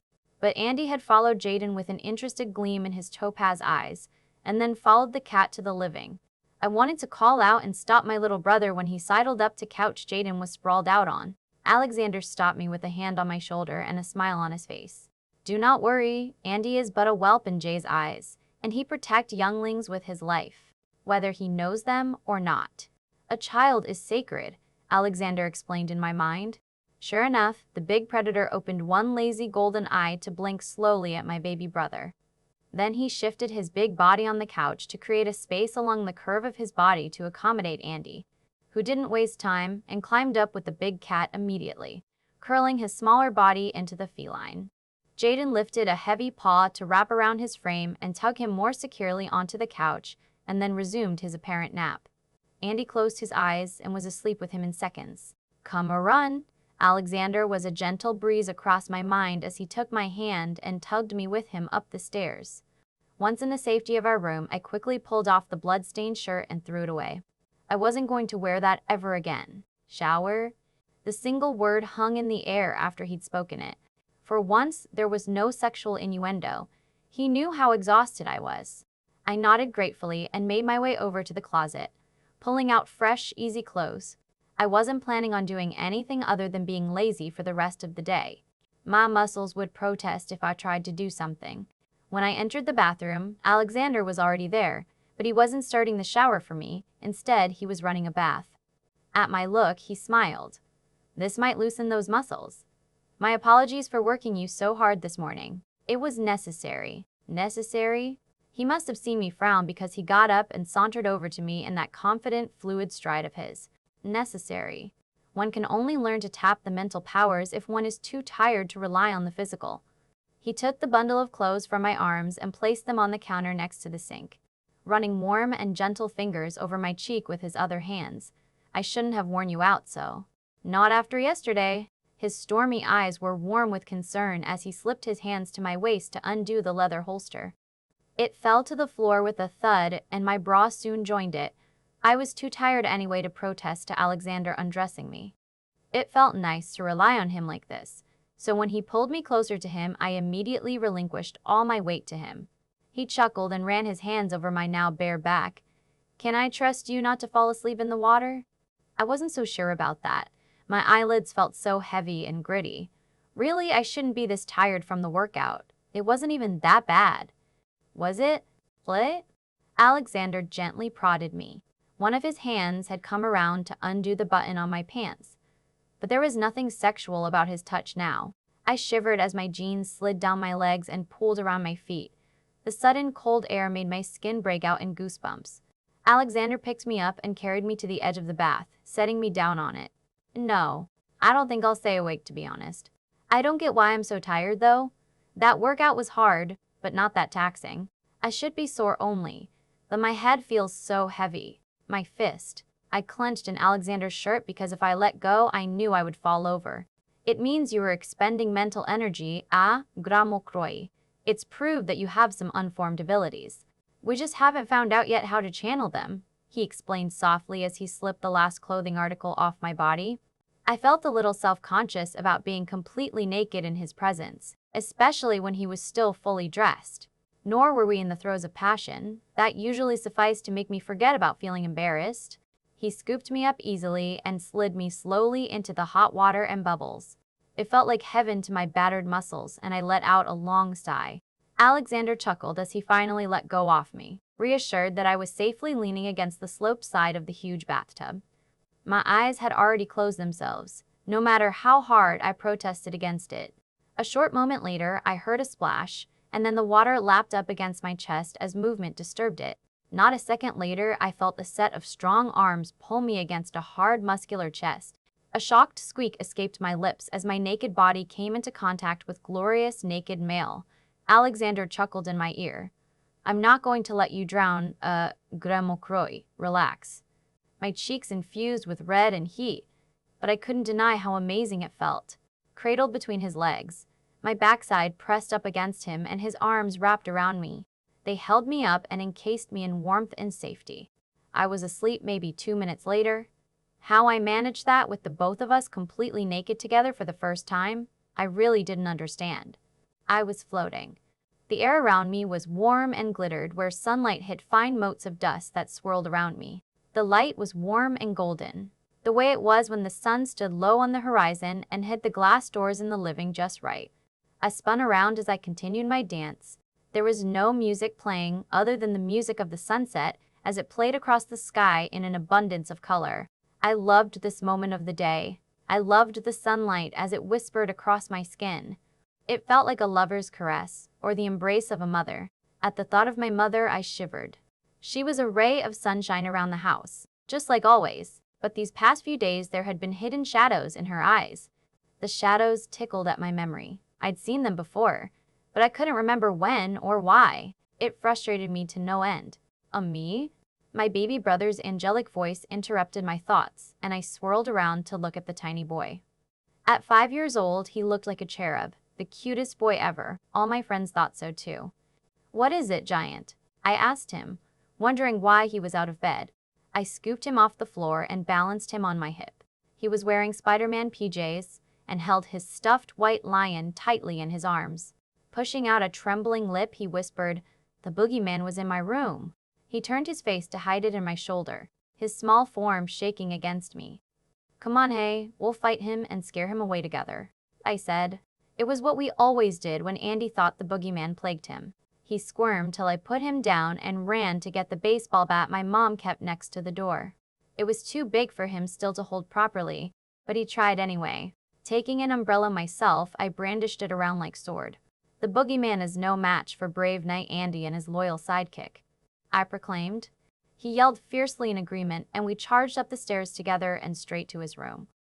The both of us immediately started jabbing at the shadows there, underneath the bed and the closet, behind the curtains, and even behind the door until Hay was sure the foul boogeyman was no more. With a smile, I tucked him into bed. See, all is well. Giant. Sweet dreams, I whispered. As I left the room and made my way downstairs again, I noticed a deeper shadow next to the door. Too dark with all the colors of the sunset, painting the white walls. A shiver ran down my spine as I stared at it, and it felt as if that shadow stared right back at me. I wanted to feel scared, but instead, a strange calm settled over me. I knew I was safe. That shadow could never hurt me. Stepping closer, I reached out a hand, feeling silly, but I still wanted to make sure there was nothing there but darkness. My hand touched something hard, searing my fingers as if I'd touched a blazing furnace. I jumped away. A hiss sounded in my ears, and then suddenly, the room was so much lighter, that shadow gone. Still, I felt like I wasn't alone, and I spun around to look if maybe Mom had gotten home early. In the doorway to the living room was a silhouette, the shape of a man. The light from the sunset made the contrast so intense that all I could see was his shape. Distinctly male because of the wide expanse of chest and the confident male aura that oozed around him. I squinted my eyes to get a better look, and almost immediately, the shape started to fade away. Yet before he disappeared completely, I noticed the white trailing out of his back to the floor. Wings made of light? Wait. I called out, running forward because I felt like the strange visitor was good. Unlike the shadow from before, the one that had scared Andy. But as I reached the doorway, he was gone, leaving no trace behind. No, wait. There on the tile floor lay a single feather. The first thing that met my eyes when I opened them was the stark white of the bathtub and a layer of white bubbles. As I let my eyes drift upwards, I saw a few black folders and papers in it balanced on the side of the tub. Strong arms were still wrapped around me, and the moment I realized that, I also became aware of the muscular chest pressed against my back. Male anatomy pressed against my rear, while thick male thighs cradled my legs. The position was incredibly intimate, but I didn't feel embarrassed. This felt right. This was exactly where I wanted to be, right here in Alexander's arms. The fact that his body was simply divine was just a very lucky side note. Although seeing the size of him, you couldn't exactly call it a side note. You awake again à grand mouchoir? Alexander said just at that moment, and then I did blush scarlet. God, I hope he didn't hear my thought there. There were still these moments when I projected them to him without meaning to. Yeah, and I feel much better, I replied. I felt really great. In fact, all the soreness in my muscles was gone, and that heavy feeling in my head had completely dissipated. I heard a noise, and then I saw that Alexander had deposited a Bluetooth earpiece on top of the folders. I did some work while you slept to keep me distracted, he explained with a soft chuckle. I have a lot of restraint, but not that much when it concerns you. With a gentle hand, he moved my hair aside and started lavishing hot kisses on my neck and throat. You are by far the most beautiful creature I've ever laid eyes on. A grand mouchoir. Under his administrations, I felt my body grow hot and tight with need, his own arousal evident in our current position. I moved to turn around and straddle him, wrapping my arms around his neck and pressing my chest against him. With a groan, he ran his hands down my back, pressing one against the small of my back but letting the other travel lower to cup my bottom. He attacked my mouth with a mind-blowing kiss that had me reeling with all the sensations coursing through me. I want to kiss every inch of your body, he whispered huskily in my ear. Before I could even respond to that sensual promise, he stood up and lifted me easily with him, stepping out of the, somehow, still deliciously warm water. He made short work of drying the both of us with soft towels, managing to make even that an erotic dance that served only to tighten the feminine muscles low in my body. The next I became aware of was my back colliding with the soft mattress in the bedroom, and Alexander looking down on me with an almost feral glint in his beautiful, stormy eyes. They were now so dark they appeared black. I woke up when my stomach protested loudly. I was starving. As soon as I moved, Alexander tightened his arms around me for a short moment before releasing me. Let's get you fed, little human, he said. I laughed. Little human? Yes, my little human, he replied with a warm look in his eyes. They were the lightest shade of gray I'd seen on him so far. Was that because he was very sated right now? I thought we'd established that I was half demon and a quarter angel too. That means I'm hardly human, I said as I climbed out of bed and shrugged into a white shirt of Alexander, buttoning it slowly in the front as I looked around the room for something else to put on. Spotting Alexander's ripped jeans on the chair next to the closet, I hurried over and slipped them on with a pair of panties, bending down to roll up the pant legs and cinching a belt around my waist to hold them up. Dressed, I sighed happily, realizing that Alexander was watching me intently from where he stood, getting dressed himself in jeans and a tight dark gray shirt. I like it when you wear my clothes, agramokoi. Ignoring the comment besides smiling, I made my way over the wall panel that hid some of my things and pulled it aside to get the small box of knickknacks. Digging around in it, I soon found what I was looking for. What are you doing, Britt? Alexander asked curiously. He was kneeling behind me, surrounding me with his body heat. I closed the box and returned it to its place before carefully lifting the object I'd taken out of it. I dreamed about this in the bath. In my hands, I held a single feather. It was white, almost iridescent, and as long as my underarm, each filament tipped with gold. The feather of an angel. My grandfather's feather, if I interpreted my dream memories right. Alexander looked down on the object in my hands with a furrowed brow before he carefully lifted it from my hands, inspecting it with a practiced eye. Do you know something I don't, Alexander? I asked him when he still didn't say anything but got up and moved to hold it in front of a light. Just look, Britt, he replied, as he moved the feather in front of the lamp it sparked. There wasn't really a good way to describe it, but the feather seemed to come alive and radiate light, or maybe it just reflected light in a very curious way. Would you like to meet him? He suddenly said, his voice quiet, almost solemn, as if he was lost in thought. Yet he turned those stormy eyes on me with a searching look, as if he wanted to reach inside my mind and see what it would do to me if I did. Meet who? My words came out a little breathlessly as I stared, almost enchanted at the feather as it lit up under the light. I'd never thought to hold it that close to a lamp. Your grandfather, Alexander replied softly. He returned the feather to my hand and wrapped his arms around my waist to tug me into his chest, surrounding me in a circle of warmth and protection. You know who my grandfather is? I asked in wonder. I know who that feather belongs to, a gramokoi, Alexander replied, nodding his head towards the feather in my hand.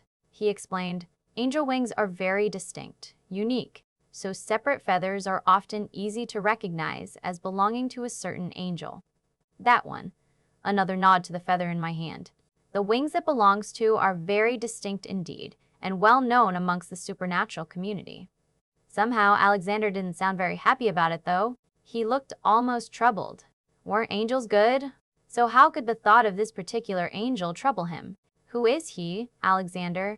I would like to meet him. The thought of having another relative alive was making my heart speed up.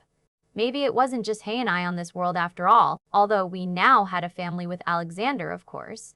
He's the Regis of South America, a gramokoi, Alexander said, as if that explained everything. Regis? There's several major territories, each led by a Regis. All the Regis together sit on a council. They are the most powerful, oldest, and their will is absolute, Alexander explained slowly. So, in essence, the Regis rule the world? I asked. Alexander nodded. Once, long ago, it was the angels that each occupied a Regis position. They were called archangels then. But the last 25,000 years, other creatures have stepped up to take Regis positions. 25,000 years? God, the supernatural history of the world was long, and probably filled with a lot more accurate details than what I had to learn during history in school. Wait, didn't Alexander once mention territories as well? Something about Thornton going after his? You're a Regis too, aren't you? You're the Regis of North America? I asked, experiencing a moment almost like the light bulb moments in cartoons. The revelation came so suddenly, Alexander chuckled softly. Yes, I am a gramokoi. No wonder Luke fainted. So why did you look troubled when you found out my grandfather is a Regis as well? Is that a problem? Is he a mean man? I asked in a hurry. At the thought of Luke, I realized that particular vampire was dead now. Dead because he dared touch me. No, I just find it hard to grasp how he could impreg Alex, a woman in my territory, without my knowledge. He's also been in your home several times, or you wouldn't have found one of his feathers. It means he either has powers I'm not aware of, or the people in that particular area are more corrupt. Then I thought, oh, I see. Hey, if Thornton is using this excuse that he has to punish Deidre by killing Bob to make a play for your territory, where is he from then? I wondered. Fast thinking, a McCoy. Thornton is the Regis of Western Europe. His seat of power lies in London, Alexander replied. So that time you spend in London, when you picked up the British accent, you spend under Thornton's rule? At that, he shook his head. No. At that time, another Regis ruled Western Europe. Thornton and I served Raziel together. When Thornton killed her and took over her territory, I left for America where I carved out my own territory. With an almost proud look on his face, he said, I'm the youngest known Regis to have managed such a large territory and create stability. Which brought on the question, how old are you exactly? I was born in 532 AD. You do the math, a gramo choi. Fuck me, he was old. I thought at the most 600, but damn, that was almost 1500 years, and Bob was even older. Wow, even Sarah was almost that old, but she didn't behave any different from the rest of the teenagers I knew. So how old is Thornton then? And more importantly, how old is my grandfather? Thornton is a vampire like me, and my guess is that he's about 5,000 years old. He's been the Regis of Western Europe for nearly 500 years. Your grandfather? I don't know how old he is, a gramo choi, but old, very old indeed. He's the oldest Regis alive on the council, which is why I am so surprised to find out he fell in love with your grandmother. At his age, emotions, especially those of a human, become to mean less. Things fade. It was commonly thought that he is so old that he's lost all appetites of the flesh, both carnal and sustenance. But I'm the living proof of how wrong that thought is. I nodded, understanding things better now. I would still like it if you could tell me his name. I can't go around calling him Regis now, can I? Alexander started guiding me out of the bedroom so we could make our way to the kitchen for food. Yes, I suppose not. His name is Talanextic. The name that rolled off his lips was very foreign and strange, and when I tried to say it just the way Alexander had, which sounded almost natural, I found myself tripping over my tongue. Great. No wonder Alexander just kept saying grandfather or Regis. Still lost in thought, we reached the kitchen where I had another shock. Deidre was sitting at the table with Andy in her lap. She looked like a real ice princess, if not for the softening of her eyes every time she looked at my brother. Behind her stood another tall man, fair yet heavily muscled. He looked like a real Nordic warrior. The image only enhanced by the thick golden locks that fell becomingly around his face and the heavy leather jacket with beautiful Nordic scrollwork in gold on it. I could easily see this man wielding a set of mean-looking battle axes or a huge great sword while wearing chainmail. This was a man that bathed in blood, yet I didn't think he was a vampire. I just couldn't figure out what he was. Not a shapeshifter. He didn't contain the lethal aura of a predator, at least not the way Fort or Jaden did. Nor did he have that certain stillness about him, the slightly offbeat breathing pattern that always seemed to accompany vampires. Except Alexander, he was a master in appearing human, deadly, beautiful but human. Witches weren't immortal, so it couldn't be that either. There was no doubt that this man had lived like a Viking. The only other creatures I knew of were angels and demons, and since he had no wings nor red eyes. Samuel, Alexander said from beside me, confirming my suspicion that this was the warrior my mate had sent to retrieve Deidre. My lord, the blonde Viking nodded respectfully. Please tell me you'll end this foolishness and quit playing school. His voice had a slightly lilting accent, the way only the Nordic people spoke, and it was very pleasant to listen to. Yes, my impatient friend. I suppose it is time we ended the charades once more. Alexander nodded. He sounded a little tired and sad all of a sudden, and I immediately reached out to wrap a hand around his, showing him my support. Deidre. A nod in the redhead's direction that was on the edge of being disrespectful. Alexander strode past everyone and straight to the cupboards, ripping them open in search for something to eat for me. What would you like, a gramo croy? Oh, I'll fix something. Anyone else hungry? Danis immediately exclaimed. pushing Alexander aside when he lifted a pan off the stove and sniffed at it suspiciously. Never let a man who doesn't eat fix you food. Brittany, it'll taste gross. Amen to that, Eli, Jaden said warmly from his position by the door. The Nordic warrior suddenly threw back his head and laughed, a loud, booming sound. Didn't think I'd see the day the great Alexander Clitton tried to prepare food. Other than seducing a pretty lady for his own meal, his hulking figure shook with mirth. I frowned. Alexander seduced pretty women to feed from? Didn't he say he puts them to sleep? No, that was stupid. You can't just snap your fingers and have a person drop on the spot fast asleep. That would draw attention. Still, there was a bubbling feeling of jealousy in the pit of my stomach that I really didn't like. My mates seducing other women, even if just to feed from them. Everyone had gathered in the kitchen, it seemed, with the panther at the door and Bob leaning against the wall next to it. Sarah at the table staring intently at Deidre, who was holding on to Andy as if he was a lifeline. Then there was Seriton, who stood at the back door, his body turned in such a way that he could watch the room and out the window to the world as well. Which reminded me that I wasn't sure what Seriton was either. He appeared to be a vampire though, but my guess was an old one too, because he was good at hiding it, very good. It's a good thing you're so bloody good at what you do, Samuel, or I'd have you punished for your insolence, Alexander said, and he sounded completely serious. I would have believed he meant it if not for the faint feeling of amusement that I felt through our bond. Dan is just the sandwich is fine, I said, and made my way over to him so I could hop onto the counter. He shook his head with an amused smile and busied himself making pancakes instead. So, Brittany, how's the sore muscles? Jaden teased from his spot by the door. All better? Ready for another bout of practice? I shot back with a smile, flipping out a knife from the wide holster around my waist. Alexander insisted I started wearing that everywhere, just to make sure I had a weapon on me at all times. No thanks. Maybe you can trick Sammy into it? Jaden replied, flinching melodramatically. Sammy ain't going to play target. Only you're stupid enough to agree to that, you silly cat, the warrior jibed, turning to pierce the panther with a daring look in his sky-blue eyes. As he turned, I realized he was wearing a huge blade strapped to his back. How the hell did I miss that?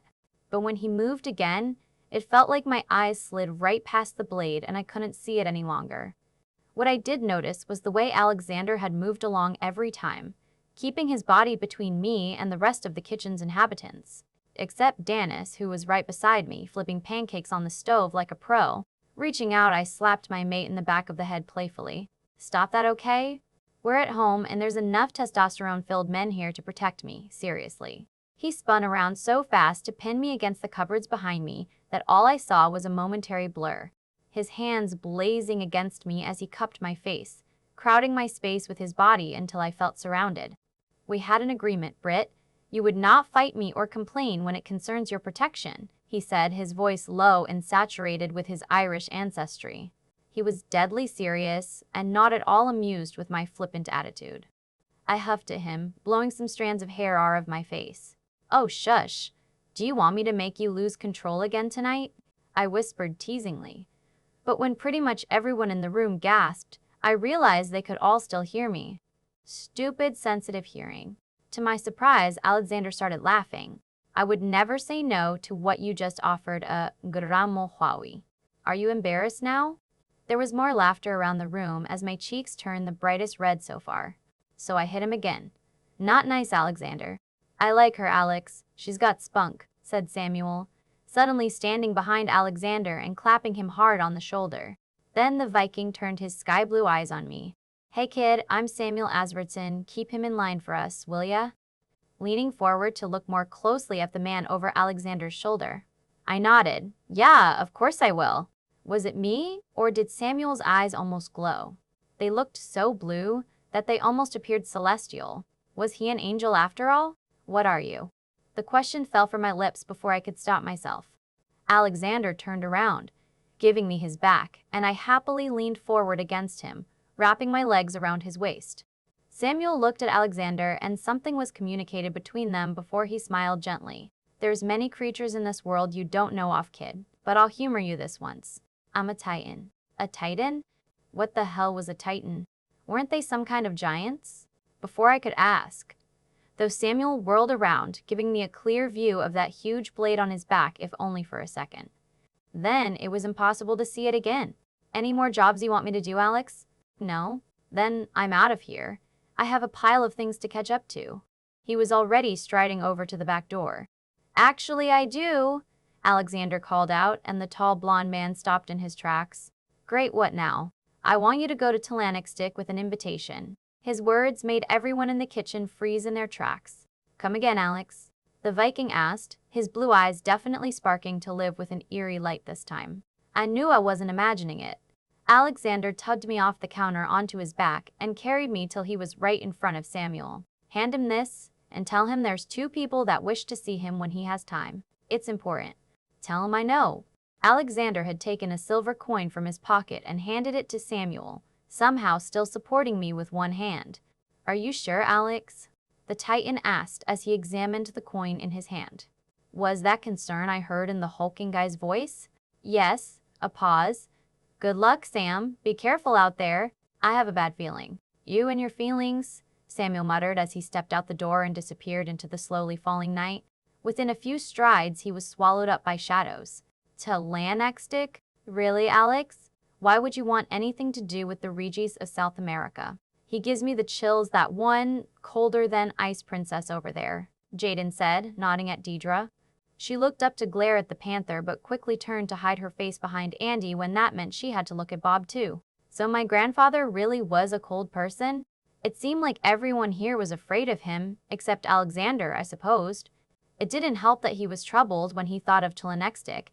I was starting to think I was better off not knowing who my grandfather was. I think we all need pie again. Andy's voice suddenly cut through the tense silence. With a frown, I nodded. Yeah, I think you're right, Giant. Oh, I was a getting be neat thing I have our held to bew. My member held as I was a getting me taste. I was a getting me talk with Deidre in private. He was absolutely convinced that Deidre would try to either kill me or kidnap me or something. I took Deidre with me to Alexander's study because I knew that room was soundproof even to shifter and vampire hearing. Dennis only came along for a few minutes to light up the fireplace with a softly muttered spell and hand me a cup of steaming hot chocolate. Deidre indeed looked like royalty. The way she sat down on one of the chairs and smoothed her hands over her fitted leather pants as if she wore a ball gown. Her chin turned upwards the slightest bit and her shoulders and back straight, giving me a clear view of her pale but delicate throat. Now that I knew how much Andy had instantly taken to her, I could see the signs better. She wore this cold ice princess demeanor like an armor, and if that didn't work, she became the sultry seductress. She turned her liquid silver eyes on me and I had a fleeting look into the woman behind them, just like that very first night I met her. Broken? Yes, so very heartbroken she was. How could one ever expect to mend something like that? What do you wish of me? What is your price for this protection? Deirdre said, her voice steely as if she was preparing for the worst and willing to bargain to her best ability. She had no idea how to deal with me, even though she thought I was only human. No price, Deirdre. I wanted to protect you because I knew it would break Bob if you died. I'm not willing to let that happen, I said, forcing my voice to be gentle. Deirdre was like a skittish animal, and I didn't want to push her in the wrong direction and make her panic or attack. Deirdre's face remained stoic, impassive, but I could feel disbelief pouring out of her. She came from a world where you didn't do things for each other without expecting payment. That much was clear. Before we could continue our conversation, the door opened again, and Andy quickly ran into the room. Sarah, go away. I don't want to go to bed, he squealed as he rushed over to me and dove into my arms. I'm sorry, Brittany, come on. Hey, you shouldn't disturb them, Sarah tried from the doorway with a gentle smile on her face. It's okay, miss. I'll take him to bed myself shortly. No, hey, you're not getting away. When my baby brother struggled to run off again, I wrapped my arms around him tightly. You sure? Sarah asked, but she was already withdrawing from the room, leaving the 3 of us alone in silence. A silence Andy broke by saying, I don't want to go to MY bed, Ames. Can I sleep with you and Nat? Your bed is so much bigger. It's good for bouncing. Eh? You'll have to ask Alexander Giant, but I'm sure it's fine, I replied, feeling a little guilty all of a sudden for leaving him in the care of the others so much these past few days. I became aware of Deidre's eyes burning into us as she stared at Andy, who now snuggled into my arms with a content sigh. There was such longing reflected in those mercury orbs of her that I just knew that she'd once lost her own child. "It's not safe," Deidre whispered then, and the sound was broken, desperate. "It's not safe to keep me here. Thornton will come and he'll hurt you, all of you." But as she looked at Andy, I knew the heart-wrenched words were meant for him. She was terrified that Thornton would hurt Andy. "I think we can decide that for ourselves. Alexander would never let any harm befall a child, or any of his family for that matter. He's the most loyal man I've ever met." I paused a moment so that my words sunk into her. Andy took the opportunity to speak again. "Read my mind, Brittany." After which he continued mentally. "Deidre makes my head heavy again. I don't want her to hurt so bad. She makes Bobby hurt too. And he's already so tired, always from trying to stay away from her. Can you fix it?" I tried, but nothing works. Bob tired from staying away from Deidre. The images that Andy unintentionally sent along with his thought showed me an all too familiar picture. Immediately, things clicked into place, and I was shocked by the damage it had done to my friend. "Look, I don't know what happened between you and Bob, but it's clear that you're both hurting over it. It's making Bob vulnerable, and I don't like seeing him that way, and I don't like seeing you hurt either." Deidre sat up straighter than a ruler as if she was about to rip into me with a vengeance, obviously pissed off that I was interfering with private matters. I raised my hand to stop her. "No, let me finish." Surprisingly, she swallowed her words and cast her eyes downwards, her pose suddenly submissive. "Alexander and Sarah are both powerful vampires in their own right," I started, and she scoffed a little disbelievingly, obviously thinking I was understating Alexander by ranking him with Sarah. "But Bob has virtually no powers. He can't even keep his fangs retracted around humans and is forced to mumble. The others all think it's because he made Alexander and Sarah in one night, but I think that's only partially the truth. Do you agree with me?" The way she shifted her eyes and then slumped just a little more into her chair, her composure shot to hell, told me enough. "You are mates, aren't you? But you haven't mated yet, and the strain of being apart is draining you both? Especially Bob?" Those were well-educated assumptions, and I held my breath after I spoke, hoping I was right. Deidre was quiet for a few minutes while Andy leaned forward in my lap, staring intently at her as if he was urging her to speak. I knew he wasn't mentally reaching out to her, but I did feel a certain reaching. Something warm? Then, the red-haired woman raised her head and met my eyes. "Yes, we are mates. But you're wrong. Being unmated would only drain you for a while, then you'd be able to move on." A silence, but I already knew what she was going to say next. "We did mate. That's what's draining Bob, because I'm weak and constantly in danger. He's been giving me all of his power, all of it."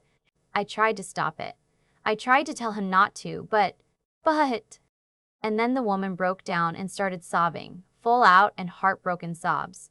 She hid her face in her hands, but I'd already seen the crimson tears.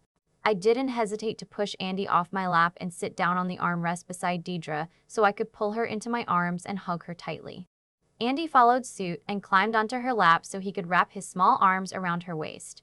We sat like that for several long minutes while she cried into my shoulder and held Andy to her chest as if he was her long-lost child. Then Andy reached out to me mentally. "Brittany, great, you did it." I wasn't so sure what and if I did anything at all, but it felt like I'd earned Deidre's trust. Somehow I'd managed to reach behind the cold mask and found the real woman. How can I make things right? I don't want Bob to die. I can't have him die.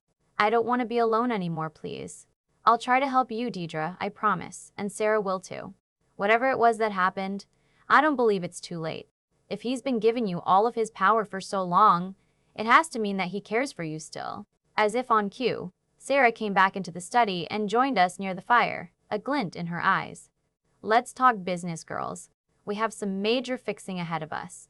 After that, we spent hours and hours talking about the past and the present until I knew why Bob had left her and why they were still apart.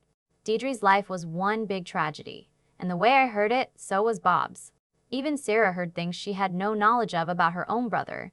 Andy had long since fallen asleep, sprawled out on the thick rug in front of the fire, his soft snores bringing a sense of tranquility to the room. I knew he was happy now. He hated being alone always. And now that we'd given Deidre hope and friendship, I realized that my head too felt much lighter.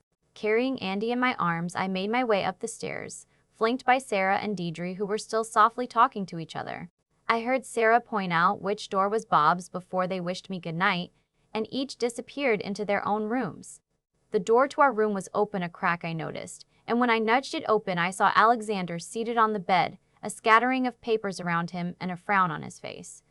When he saw me, his eyes widened a fraction before he flashed over to me so quick that I didn't even see him move. Is he hurt? What happened? He asked as he took the sleeping Andy from my arms and hurried to the bed where he gently put him down. The papers stacking themselves neatly without a hand touching them and shifting to an ordered pile on the nightstand. Nothing, he's just sleeping, I replied. But he wanted to sleep here tonight and I said yes. Are you okay with that? His eyes darkened and then I saw his nostrils flare as he breathed in deeply through his nose. Britt, then why are you covered in Deidre's blood? Because she was crying Alexander and I comforted her, I replied as I watched Alexander rake his eyes over Andy as if checking for injuries. One hand he reached out to gently move some strands of hair out of Andy's face. I told you to keep your distance, and I told you to keep those daggers within reach. Damn it, Alexander Whisper yelled as he pointedly glared at the belt of daggers I had dangling in my hand. It was obvious I'd taken it off against his wishes.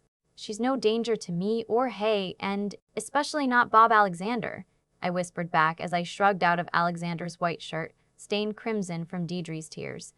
I threw it in the hamper and quickly washed up in the bathroom where I tugged on proper PJs.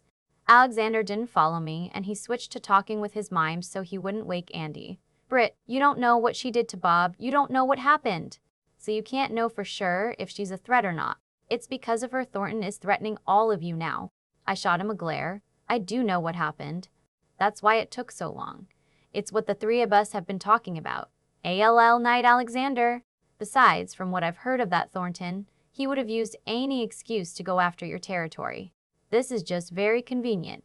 Since I was done in the bathroom, I made my way over to the bed where I saw that Alexander had already changed Andy into his Spider-Man PJs and tucked him in, smack in the middle of the bed. I know, but that doesn't mean she's trustworthy, Britt. Alexander reached out a hand to cup my face gently. I love you, Agormukoyi. I love you too, but now you're trying to change the subject. Deidre is Bob's soulmate, Alexander. You can't deny them being together. It's a part of the reason Bob appears to have no powers. I folded back the blanket and slid in beside Hay. Alexander froze in place and stared at me as if struck by lightning. You are sure about this, Agormukoyi? He spoke out loud, but his voice was very soft as he knelt beside me on the floor, taking one of my hands in his. I saw her mark Alexander, and it's unmistakably Bob's. They mated. I sent him a mental image of the mark I'd seen on Deidre along with my words. Alexander nodded as he stroked his thumb over my hand. It appeared as if he was concentrating hard on that motion, but I knew he was thinking. Planning. He had to figure out what to do about Deidre. Knowing that she was Bob's mate was changing the entire situation. He knew now that he didn't just have to protect Deidre because I wanted it so, but that she was now his family. If she died then, so would Bob, because they had mated. I will talk to Bob, he said. Standing up, he gently kissed my forehead. Sleep well, Agormukoyi. I will be back as soon as possible, forgive me, but work and duty call. I nodded. Take care, Alexander. He had already disappeared out the door whispering close without so much as a sound. Turning, I realized he'd forgotten his stacks of folders and papers which he'd been looking over when he entered. Then, right before my eyes, they simply vanished. Yes, they vanished in thin air. What the? I started to mutter, but I heard a low chuckle echo in my mind. And then Alexander's mental voice. Yes, I just moved the stack of papers Agormukoyi. Don't wait up for me. My head filled itself with his lullaby and images of the beautiful Irish countryside. I guessed they were memories of places Alexander himself had been. Curled up protectively around my little brother, I was soon fast asleep. It was all his brick. When I walked at my ample. And I was cocooned in warmth, and he was still fast asleep, curled up in my arms with his back pressed against me, his head cradled on my arm.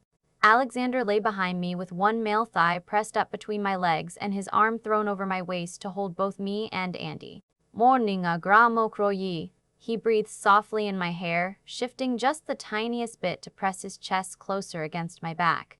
Morning, Alexander. Was everything okay? Did you talk with Bob? I asked. I was anxious to know what had gone on while I slept last night.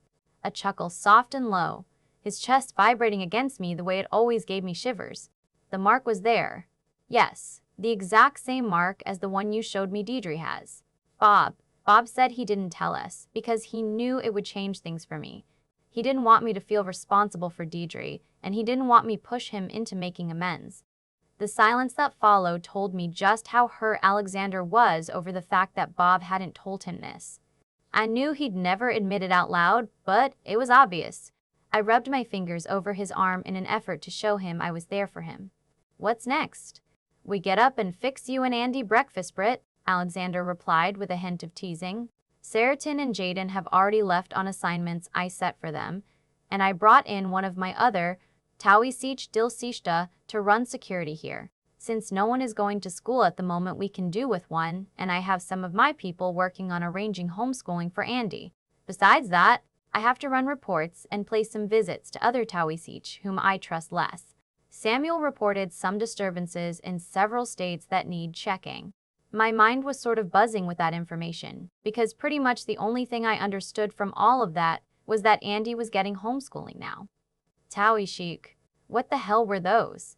Another chuckle, and then Alexander whispered, Tawisich is Gaelic for chieftain Agramokroy.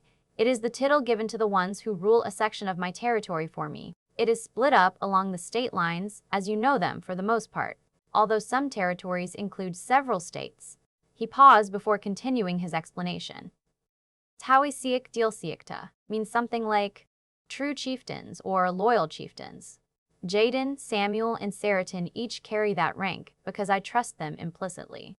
They do not rule pieces of my territory. Rather, they supervise everything for me. And there are more? Tawisach Dilsakta? I asked, wondering how many people over the years had earned his trust so implicitly, even though he'd had to fight so incredibly hard for his survival and that of his siblings. Alexander didn't trust easily, that I knew. There's several more. Yes, you'll get to meet Lysander shortly. He's very competent with security details, and will run the operation here smoothly, even though he's the youngest of my Tawisakta, being only 300 years old. Only 300? I mimicked Alexander with a laugh. He ignored it. I'm afraid I'll be away all day. I have to hurry if I want to visit 7 Tawisich. Danis is going to be run ragged with all the teleporting he'll have to do for me. Danis can teleport? Andy suddenly exclaimed, That's so cool. Alexander laughed. Morning at Juman. Most witches can teleport a little. Danis is particularly good at it, though. He tightened his hold for a short moment, hugging the both of us close to him before he let go and slid out of bed. When I turned to look at him, he was already completely dressed, not a hair out of place. Hey, Alexander. Since you have witch blood in you, does that mean you can teleport as well? Is that what you did with the papers last night? I wondered. Yes, gramukroa. Unfortunately, Alexley for Danis. I cannot teleport myself or large objects. Now come, we need to get started with the day. Lysander will train with you today, and I thought maybe Hay would like to learn too? I can be a ninja? Andy exclaimed, rushing out of bed to show off his moves to Alexander. As after goal.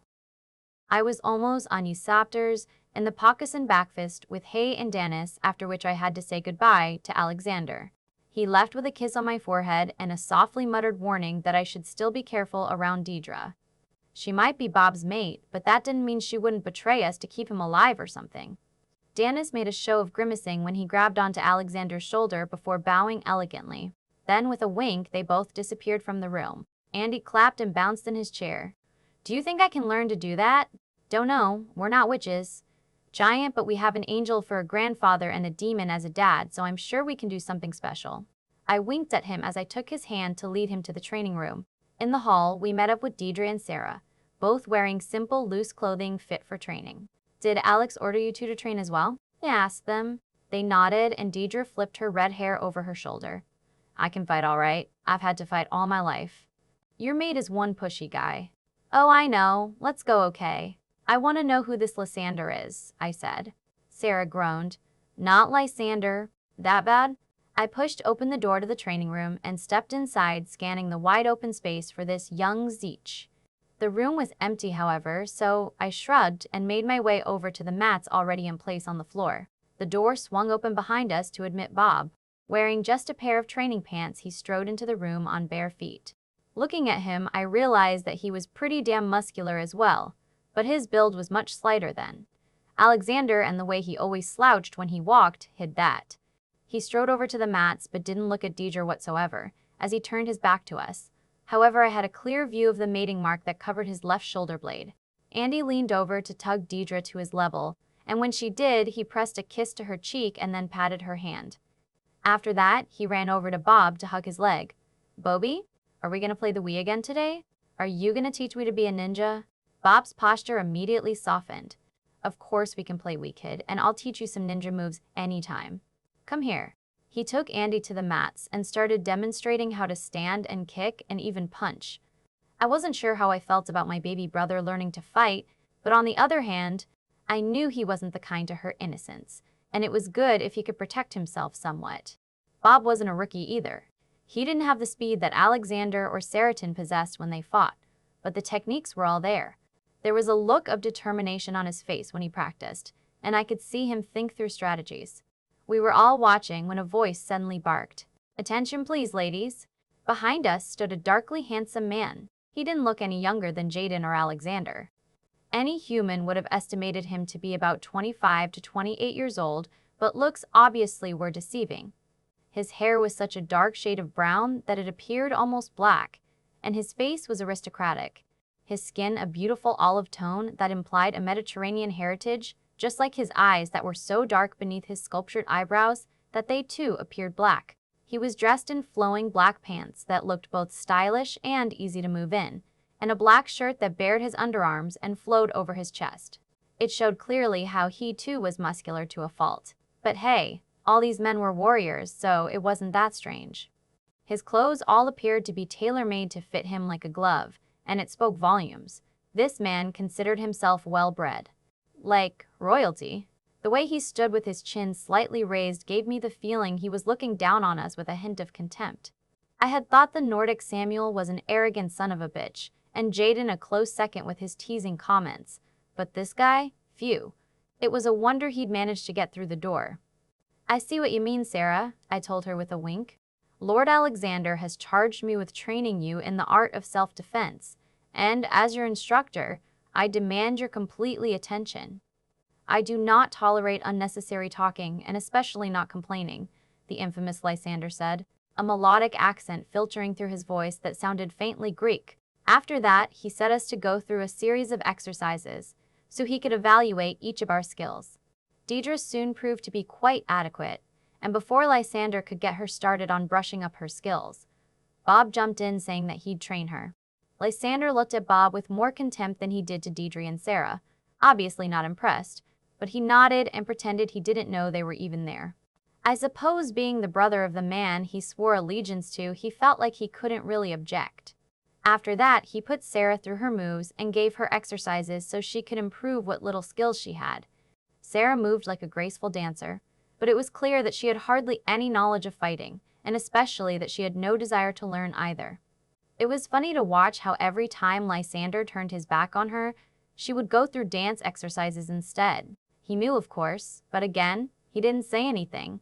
When he turned his dark eyes on me, I swallowed once convulsively before reminding myself that I was in fact Alexander's mate.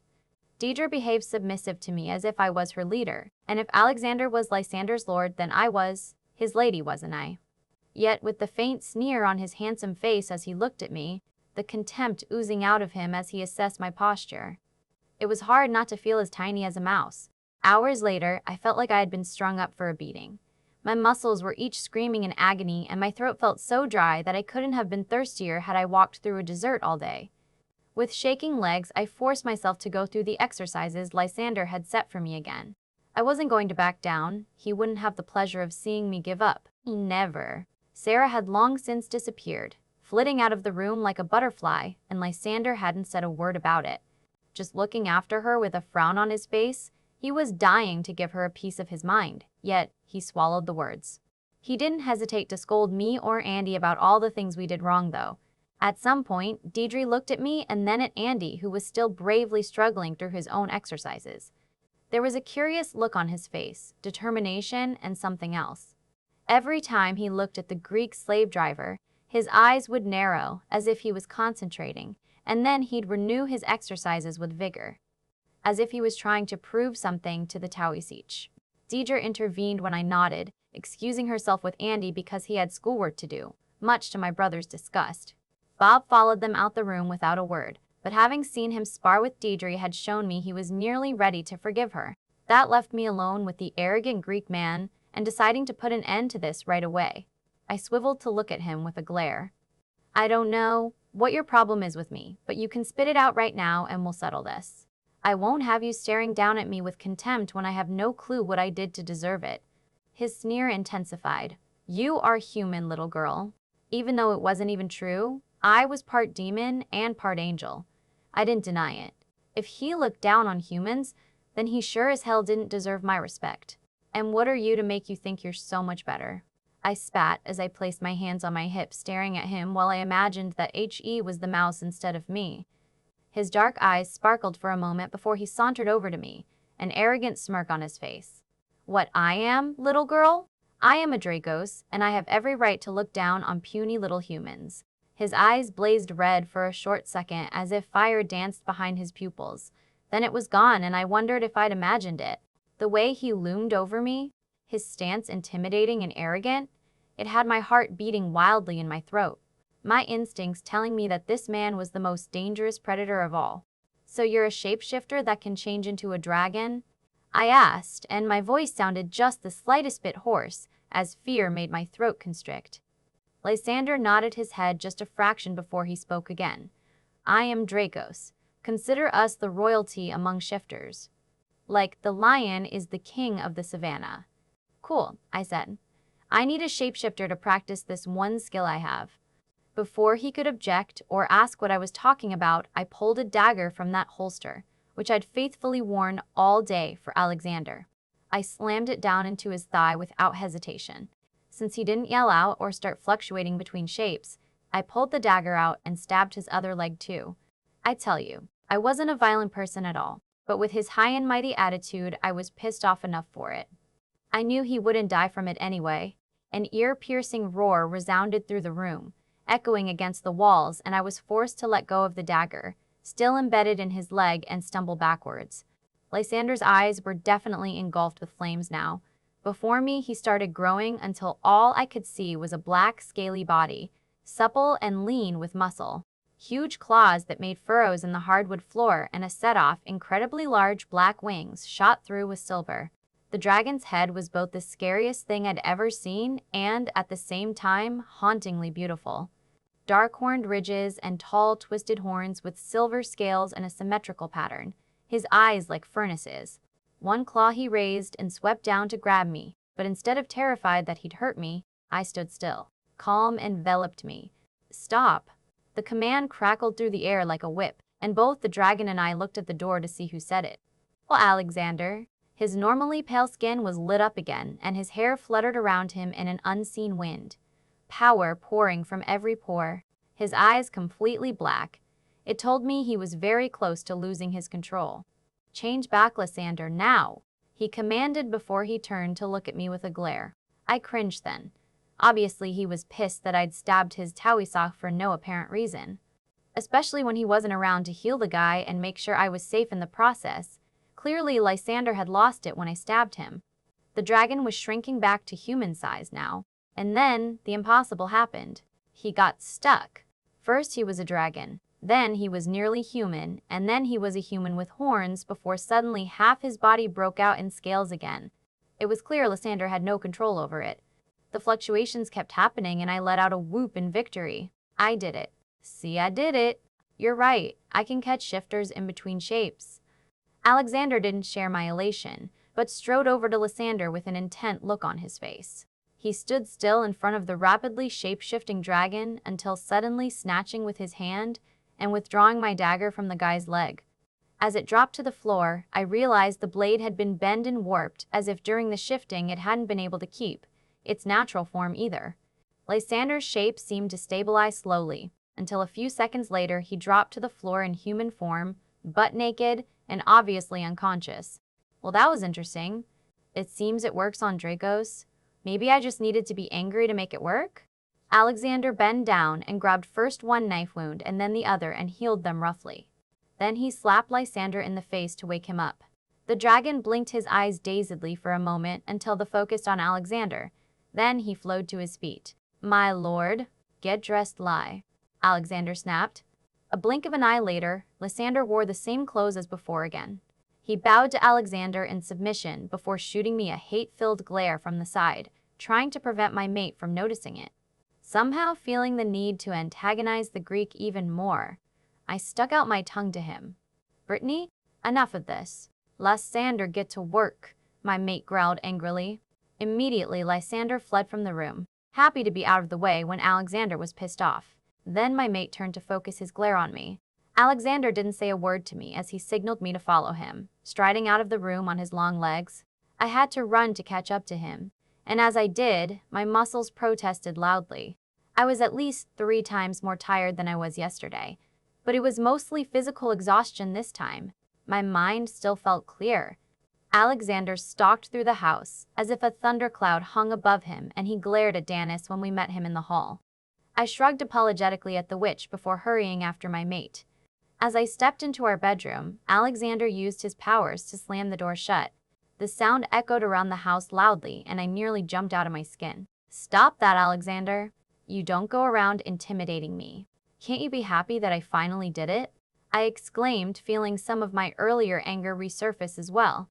He turned around to face me with those completely black eyes, his fists clenched at his sides.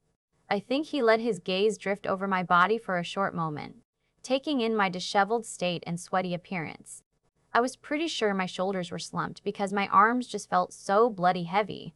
Plus, my hair around my face was in complete disarray. Opposed to that, he looked ready to go to a fancy 5-star restaurant, dressed in elegant black slacks and a crisp white shirt. His hair, for once, not hanging across his forehead as if he'd just walked through the wind.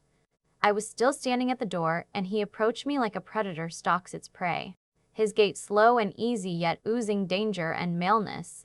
I swallowed when he was almost right in front of me, my heart kicking into overdrive as my instincts told me to run hard and fast. He was doing the power thing again. The currents around him so strong that they were trying to push me to my knees even as they pressed me up against the door. "Oh, I'm glad you managed it, Brittany. It makes me feel much better knowing that you can piss of a 56-ton weighing dragon," he growled, boxing me in against the door, his lower body pressing against me as he leaned his elbows against the door beside my head. "What is it with you and making men lose control of themselves?" he said next, the question rhetorical because he continued, "Do you have a death wish or something?" Another growl erupted from him before he suddenly switched off the power show and turned around. Running his hands through his hair roughly, as if he was utterly frustrated with me, he stalked away again and disappeared into the bathroom. Shocked by what had just happened, I stared after him. Did he really feel like I was a burden he had to protect all the time? Was that why he was so frustrated? Why did my body respond in fear of him now, and not when Lysander and his dragon from nearly swiped me with his huge claw? I slid down the door to pull my knees up against my chest, wrapping my arms around them. A heavy feeling on my chest and a constricting in my throat warned me that I was about to cry. What was wrong with me anyway? I just totally stabbed a stranger for no reason other than practice, and that he pissed me off. The fact that he acted all high and mighty shouldn't be enough to make me react that way? Oh no. Was this my demon blood acting out? Was it? Agramokrowi? Alexander's voice penetrated my hazy thoughts. "Come here, Britt." He was kneeling in front of me and easily gathered me in his arms, tugging me against his chest as he lifted me off the floor. "I'm not just mad at you, Brittany. It's been a rough day," Alexander whispered in my hair.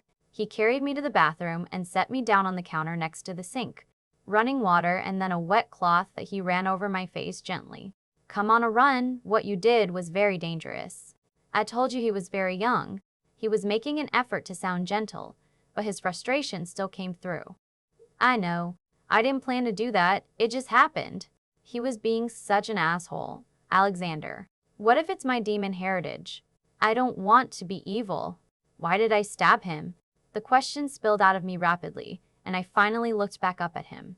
He changed his clothes, wearing only loose-ripped jeans, and his hair was wet as if he'd splashed water in his face. He wore a solemn expression, but his eyes were their usual stormy gray again. It's okay, Britt. You're not evil by a long shot. I'm sure Lysander deserved it. I know he can be a pompous prick. He thinks he's got a lot to prove. You know, bad family, bad childhood. It's made him like this, but I swear it's just an act.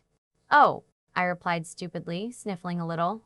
Why don't you go take a shower and freshen up and we'll talk this over during dinner? Just the two of us? Alexander offered. He ran his hand through my hair and nodded. He sure made you work hard, didn't he? Much harder than I did. I'll have to have words with him about that. I shook my head. You'll do no such thing, you're not going to say a word, okay? I'm pretty sure he'll sing a different tune now that I stabbed him. But, you might surreptitiously drop on him that Twanek stick is my grandfather.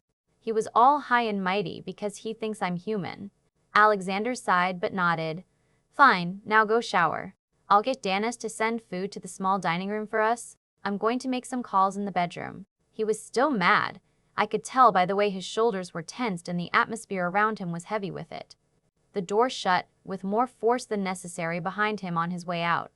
I stepped into the shower and allowed the hot water to ease some of the aches in my muscles and wash away the evidence of the hard workout.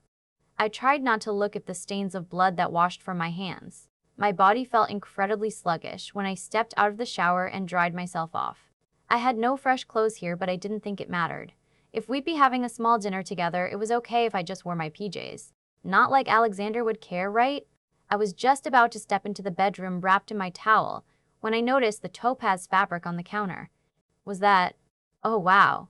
It was beautiful. A simple yet elegant dress the exact same shade as my eyes. How did that get here? Did Alexander teleport it in here? I assumed he wanted me to wear it, so I slid into it carefully, slipping on the lacy black panties along with it. Typical of him to pick a pair like that. Dressed, I slipped on the matching pair of pumps and did some light makeup. I couldn't go without now that he'd made me dress up like this. When I was done, I stepped into the bedroom looking around me hesitantly, but the room was deserted. Downstairs, Britt, Alexander said lightly in my mind. When I descended the stairs, I found him waiting for me at the bottom, wearing slacks again and a fresh dark blue shirt that matched his eyes. He looked absolutely beautiful even though he was still frowning, his features ascetic with hard lines and angles. He held out a hand for me and I took it, his grip gentle as he led me through a corridor to another part of the house. There was a separate dining room all set for us with one plate set for me and a tall metal container on the other side. Alexander pulled my chair out and then sat down across from me, focusing his eyes on me as I hungrily dug into the food. He screwed open the container and I caught a metallic whiff for a short moment. Blood, no doubt. Samuel do Alex me some of his blood occasionally, but he doesn't feel much for the whole me sucking some part of him thing. Neither do I. He was silent for the rest of the dinner, but just as I emptied my plate, he nodded. Now tell me what happened that made you stab him a gramokoi. It wasn't a request, but an order, and for once, I didn't fight the compulsion to obey him. I told him everything about my day right until the moment I stabbed Lysander. I hoped he better understood now why I did what I did. I didn't like it when he was mad with me. He was being extremely polite, and even the tense atmosphere around him had disappeared, but I knew it was still there. When I was finished, I nodded to him. Will you tell me about your day now? I really didn't get why he was so pissed about the whole Lysander incident. He had said there was more to it, that he'd had a rough day. Alexander turned his stormy eyes on me and nodded slowly. Very well, Britt. I will tell you. I suppose now that I have you as my mate, I should share things like this with you. Do not be shocked. His last words were an order spoken while he drummed his fingers on the table, an unconscious movement that told me he was worried I would be shocked anyhow. He suddenly stiffened, and then a few short seconds later, the door slammed open, and Jaden stormed into the room. His normally pitch-black hair a mess, and partially plastered to his forehead with blood. His shirt in tatters, and part of the knee of his pants missing, underneath the tears more blood visible. It was obvious he'd been in a fight, a bad one. Alexander, the panther exclaimed. There was an attack. We drove them off, but they took one of our men. He panted as if he'd run a marathon, bending over and resting his hands on his knees to catch his breath. You better come with me to check the perimeter. Alexander was already on his feet, striding over to him. Without a word, he grabbed Jaden's head and healed him. That was one nasty head wound, boy. Show me the way. Jaden scoffed. Who are you calling boy here? This way. As he spoke, he straightened up and his clothing melted away to make place for a fresh pair of jeans and a shirt. Any bloodstains completely disappearing. They started walking out of the room and I hurried after them, not about to allow them to leave without me. It was a good thing neither of them appeared to be able to teleport, or I would have been left behind. As it was, they didn't seem to notice me hurrying after them. As they left through the back door and started walking across the large garden behind the house, Alexander finally noticed me. He turned his stormy eyes to full glare mode and said with a voice that demanded obedience, "Hell no, Brittany. You are staying inside the house." My answer was immediate and without thought. "Hell no, Alexander." He was on me in 2 steps, grabbing me tightly in his arms and depositing me on the other side of the door jamb. "You are staying here. I will not have you run the risk of getting hurt. They might come back. You do not want to see this. I want to be by your side. I might be able to help," I told him. "You'll have to lock me up to keep me from following." "Then I will," was his very short answer. "Jaden, take her to my room and keep her there." The panther met my eyes, and I could tell he disagreed. But he still shrugged and reached over to grab onto my arm. "Your wish is my command," he muttered. "Alexander, I'm not some princess you can lock inside to keep safe. How can you do this? I thought we were in this relationship together, as equals, but apparently not." "Fine, go away. I don't want to see you then." I ripped my arm out of Jaden's grip and started stalking back into the house. "Brittany, for fuck's sake." Alexander was at my side in a flash.